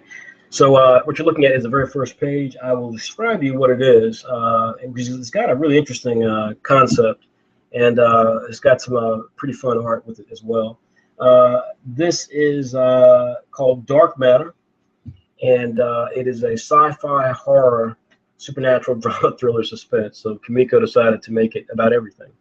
But in all seriousness, the pitch is Supernatural meets Gantz, which is great. That is the best pitch tonight. These are two disparate works, but very easily understood. So your mind gets excited when you think about those two things together. Gantz, of course, being the fantastic manga series that concluded, I think, about a year ago, about people who die, but then they get reborn and they have to wear these suits. And they basically have to play what was kind of like a video game to destroy alien invaders onto the Earth. And it takes some twists and turns. It's very violent, but really cool. And Supernatural, of course, is a TV show with two brothers who are kind of like demon hunters or something like that. So interesting concept. The story, just to give it some more explanation. Well, actually, let me go to the plot. Xenos and his friends struggle to survive in a world where alien creatures known as unknowns threaten to exterminate mankind. And the story is that when the Earth completely ran out of oil, the world went into chaos as mankind struggled to figure out its next main source of energy. Fortunately, scientists were able to unlock the secrets of dark matter, resulting in an unlimited supply of pure energy. But with their discovery, they inadvertently unleashed a great evil that now seeks to destroy all of humanity. So the plot was definitely the right way to do the plot. You know, story was pretty straightforward as well, so I don't have any complaints there. We start off here, we see an old man who's biting on what can only be assumed is some refuse, some old food. Then a creature kind of pops out of nowhere. Then we cut to a group of ethnically diverse. Way to go, Kimiko. Ethnically diverse, because there's one lone black guy. Which, Kimiko, if you know African Americans, that's typically how we travel, because there's usually one of us in a group of white folks. So, so here you got a dude that the kids are talking. Interesting art style here. Kimiko, I'm not sure exactly. I've seen this used before. I'm not a huge fan of it, but you know. Where you've kind of got like a photograph background with the characters drawn on top of it. It's not too distracting here, so I'm not really gonna not have any issues with it. But for the most part, you know, I like this image. The characters are all coming. I get a sense of who each of the characters are. I like their fashion sense. I would never wear the pants that the one guy has on, but still, it's pretty cool how you got that set up. I like that. And the characters are all talking, and you know, so we get a sense of each character as they're kind of communicating with each other. Anyway, they wander to the street and see the old man who one can believe is now possessed by the alien creature that we saw in the first page of the final panel. So everyone here is kind of shocked. They're talking about the old man. You'll notice that the old man is talking in tongue, which should be an alien language of some sort. The kids, of course, being kids, start talking. One of the kids tries to be a smartass, and the old man eviscerates him, just stabs him right in the heart. This scene is handled pretty well, I think. And of course, we get the great cut panel where it's the kids can see themselves through the kid's body. Of course, now one of the kids has a knife, which I remember seeing this when I just pulled it up and thought, how amazing, one of the kids has a knife. There's nothing to suggest in the comments these kids are thugs, but one of the kids has a knife. And for once, it's not the black kid. So again, way to go. So he reaches out, the old man grabs his arm, rips it out. So we can see now that Kimiko has decided to completely destroy our violent quotient for the our graphic violent quotient for the day. And so we get some interesting stuff here. You know, the black kid, of course, does have a gun, so I stand corrected. And he starts shooting and shooting at the old man who is an alien. Of course, that means nothing to him, and he begins coming forward. Now we see that he's got more alien stuff. Does the black kid bite it? Oh, yes, he does. Wow.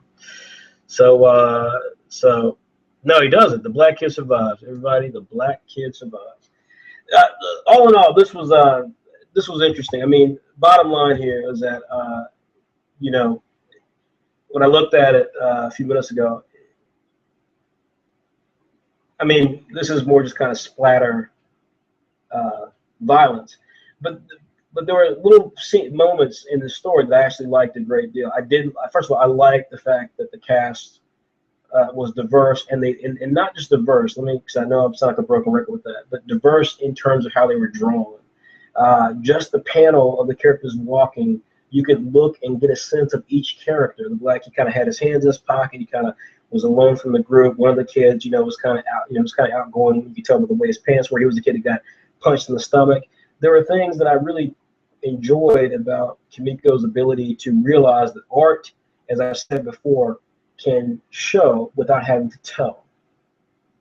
You can show characters and personalities without having to tell that information.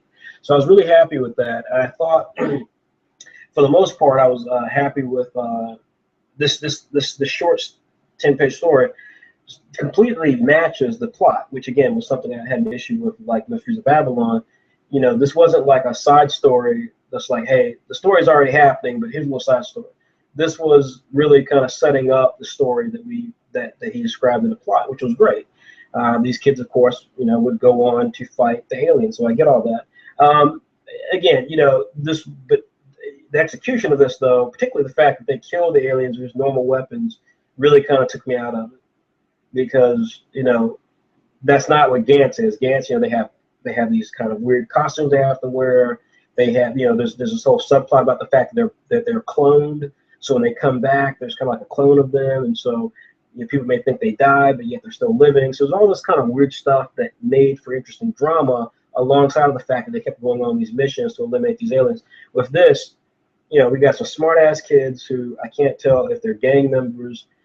They clearly have weapons for some reason.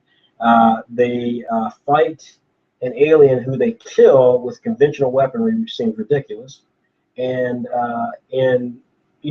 they don't even really know it's an alien other than what they assume after killing it. So this struck me, as we talked about before, about fan fiction, about kind of fanboyism, the ability to do what you've always wanted to do, but now you can do it.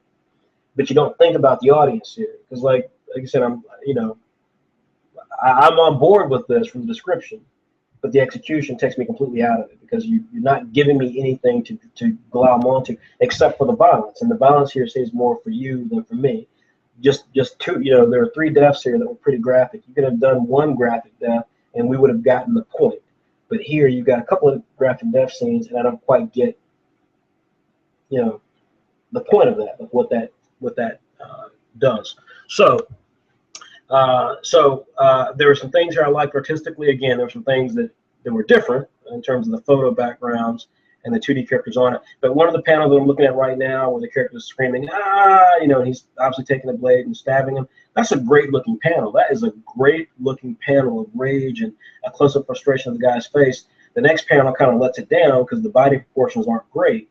But that one panel is great. So I think Kimiko's got real talent, much like I talked about with Demonica, real potential. And I'm really excited about the potential. I can't wait to see what happens with either a writer, an actual writer writing your material, or with just seeing you do this stuff with a bit of time, actually having time and taking on some of the criticisms or critiques to heart, so that you're creating content that you're designing for an audience. This does not feel like that. But nonetheless, though, this has a lot of promise in terms of your art and your potential growth. So that's it. That's it for the test flight tonight. So now, I know everyone's wondering. First of all, we went 3 hours. So last time I had Will Colin, who's one of our editors and one of our writers. So he helped speed me up. But this time I really got into just going into the details of it. So first of all, let me say congratulations to everybody for the test flight. I was really, really impressed. Let me say very, very, very impressed. And I'm not saying that to be facetious. I just was incredibly impressed with everything I saw tonight. You guys are super talented. You can go anywhere. Let me say again, you can go anywhere. The notion that you've got to present your stuff through us is not true. You can go anywhere. You've got all the talent in the world, the capabilities in the world to do stuff. I expect to see some of you who maybe, didn't take to heart some stuff that we said. I expect you to go to Pastic or, Smack Jeeves. Maybe your own website. But let me say that I believe in each and every one of you. And I believe that the stuff that you had here was definitely not a waste of my time. It was great. It was fun. I enjoyed it tremendously. But this is about Saturday AM. This is about where we're going. You see here on the screen, Afternoon WebEx, which is one of our vehicles. You can see here the diversity of creators that we have. And you'll know that that's what we stand for, is diversity, both in character and creator, both in concept and storytelling ability. So I'm happy WebEx will be returning the week of February 23rd. It will include, again, Storybook, Spoon, Wanted, Dead or Dead, Rough House, and our newest 2 series for Afternoon WebEx, Omniconscience, which is by Comatose creator Wally Wynn. It's a spinoff. It's our first spinoff of a Saturday AM title. And Z Forever by Mark Reed, who is an exceptional talent. You all may have seen him before on other websites. He's now joining us exclusively, and we couldn't be more excited. Likewise, if you are not following Saturday Plus, you really should be. Some of the people who we announced tonight will end up in Saturday Plus, and that means that they will have their stories presented in the Saturday Plus magazine. Right, we have issue 3. Within the next 48 hours, we'll be debuting issue number 4, which has a double chapter or installment of Islanders by Leonardo Massett. But this is, we are very proud of, you can see Islanders here. We're very, very proud of Saturday Plus. All test flight creators who go through the program eventually will end up in Plus if your talent merits it. As you can see here from the pages that we have here, if you can do that, you're in damn good company. Damn good company. And then, of course, as all you all know, should you be able to produce a very strong product or pilot manga chapter within Saturday Plus, then you will eventually make it to, I wouldn't call it the big leagues, but Saturday AM. That's what everyone wants to do. It's what has the biggest titles in it. And you can see here our latest issue, issue number 21, after producing 20 straight issues in 2014, nearly 100 pages each issue. We return finally. We just debuted with issue 21 last weekend, and it was huge. Great support. We got a couple of new subscribers in our brand new $25 level, and it's great. You can expect to see brand new Apple Black from Whyt Manga, brand new Comatose in the next issue, number 22, from Wally Wynn, brand new Bully Eater from Raymond Brown, starting in issue number 23, and of course Saigami, which launched brand new And this month will debut her first collected volume of content, both in English and Hungarian, by Andrea Boro. Sagami is an excellent comic series, and we are proud to have these type of heavy hitters in there. I can tell you that it won't be long, I'm sure, before Islanders is in this mix, and before Comet Man, which is also part of Plus, is in other parts of our makeup, not just in Plus, because these are two exceptional titles from two exceptional creators who came through Test Flight. Next up will be Alvaro Sanchez Byrne with a series called Blacksmith, which is going to be huge. And we're hoping to get Christopher Crady involved in the title as well. So Test Flight is really something. And just entering it means that you are exceptional, because it means you're willing to take on criticism, you're willing to put yourself through that gauntlet of producing content in a very short time frame. You want to push yourself to try to produce something you maybe never done before. All of you guys deserve tremendous credit for doing that. And all of you who entered will get a free chapter of issue number 2. You'll get a free issue of Saturday M number 21.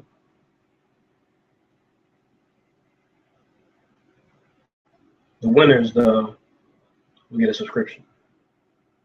So let's talk about the winners. So with today's Test Flight, I think it's pretty straightforward. I mean, without a doubt, let me say that the creators who I want to see more from. So we do have runners-up. We do have honorable mentions, so to speak. So clearly, I am very, very interested in Dimitar's art. I would love to see Dimitar with his artwork work on something in the future, or maybe take another stab at this series, at this particular idea. I think this was just a short story. I don't think this was a series at all. But being 41 years old, having a pretty wide manga vocabulary, that reminded me of early JoJo's Bizarre Adventure, the Phantom Blood, the very first arc of JoJo's Bizarre Adventure. Reminded me of some old classic Daryl Banks and classic creators of indie comics in America back in the late 1980s.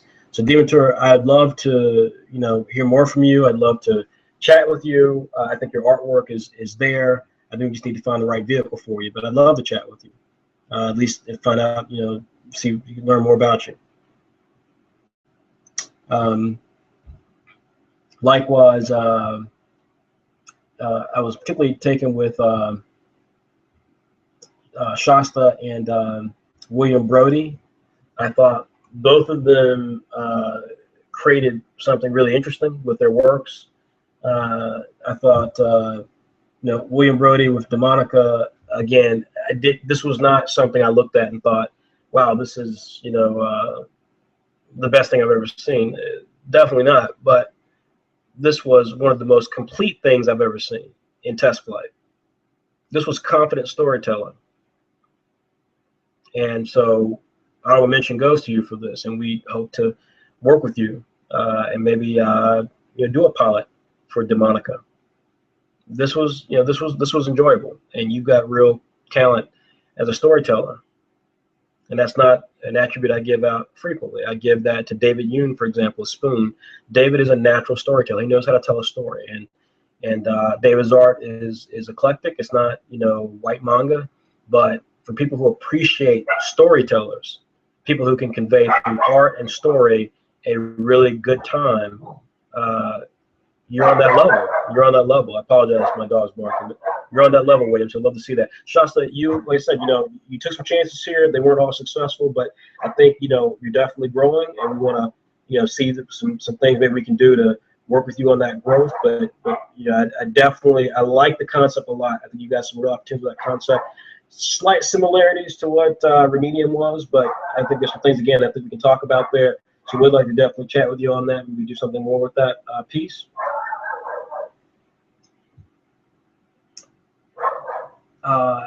The runner-up, not the winner, but the runner-up, so certainly they'll get a free subscription, is Chang Chung who produced AM Club.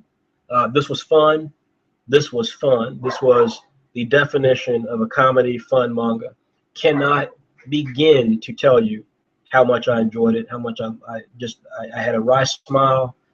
It hit all the right notes. It's got, places to go in terms of art. The banner was not great.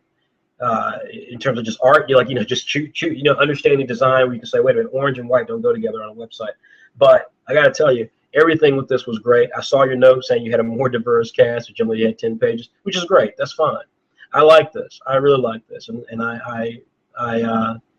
we definitely would like to publish this within Saturday Plus as a pilot chapter. We'll talk more about this, but and again, this depends on certain things, so we still need to talk about it. But this is definitely a runner-up for us, easily. And the winner is Daryl Bastion, Remedium. This was solid all the way through. One of the best-looking things that we've seen in test flight, really, almost since the beginning. I mean, I would say probably Philippa Borman, just for the sheer imagination she displayed with Animale, but this is truly excellent, Daryl. I hope you realize that you've created something really strongly here. Your answers as a creator were also extremely impressive. I can't tell you how refreshing it is to hear an amateur creator be humble. My God, and that was great to see. So really impressed with that. We certainly would love to publish your pilot chapter. We have some things we want to talk to you about with it as well. So please get in touch with us. Everyone, feel free to get in touch with us at info@saturday-am.com, or obviously through our Pilot Manga group. So again, everyone, that's going to conclude. But now I will take a quick break here and just see if there's any additional comments or questions listed here in our Facebook fan page and on our chat window. So I see Tiana Conyers gave credit to Mark Reed, which is fantastic. Mark deserves it. He will be joining our Afternoon WebEx team beginning next February 23rd, week of February 23rd. McLean Changamai wrote to me, said, "Do you know if the next test flight will require the banner and the questions?" McLean, I don't reveal that information right now because there's no point to reveal that right now. So the bottom line is that we will be revealing the next rules for March's test flight in the next 48 hours. So you will have that information. We'll post it on our website, and you will be notified when that happens. But I can tell you that for this particular one of the things that we're certainly, so one of the things we're definitely looking at is really kind of trying to think of the right way to put this, like establishing a cliffhanger, like trying to have a cliffhanger ending, but there's some ways we're trying to do it so that you are still like trying to do something that's really set up the right way. So, and we've got another little thing that we're trying to do from a twist perspective in terms of the extra things. So, so yeah, I mean, this was a really enjoyable test flight, I have to say. I really appreciate everyone's involvement, everyone's patience, everyone's work. This was really great, and the talent level just continues to amaze me. This is really good stuff. So that's pretty much it. I don't know. I'm not sure what else to say here, other than just to say that again, this is my footprint. Saturday AM. We hope to hear from you guys soon. We'll be having the next test flight roughly a month from now. Please do support our manga creators. You can find information about us at www.saturday-am. And again, we have a really great group, and we hope to have that group expand now that we've got some people who've won test flight and people who are honorable mentions of test flight. Really, really talented folks. Can't wait to see you guys, see more from you guys in the future. All right, that's it. Looks like there's one other question here. Okay, no, that was it. Okay. All right, everybody, that's it. Again, my name is Frederick Jones, publisher of Saturday AM, Saturday Plus, Afternoon WebEx, and our ebook line, Well Read. You will be seeing more from us in the future. I'm the founder of the company, My Footprint Entertainment, LLC. Let me just say as well that if you have any interest in getting into comic books professionally, whether it's as an editor, a colorist, a letterer, a translator, social media. There are several ways to get into comic books. Don't feel like you have to get into comics just because you have to draw and then you're not a good artist, or feel like you have to be an artist and a writer and you're not a good writer. There are several ways to get involved in creating a career in comic books, and we're seeking to find those individuals who are as ambitious as the artists that we have. If that is you and you're looking to try to find those sort of opportunities to build your skill sets in those areas, designer, letterer, translator, editorial, social media, contact us. We will be having 2 more informational sessions before we begin to assess the group of people that we've got ahead of us and starting to put people in key positions as we grow our company. That could be you. So feel free to contact us at info@saturday-am.com and put in the subject line, I would like to become a part of the Saturday AM staff. Do so, and we'll be in touch very soon with a date for our next informational session so we can go to the next level. So that's it. Everybody, thanks again for checking us out. We will be here again next month.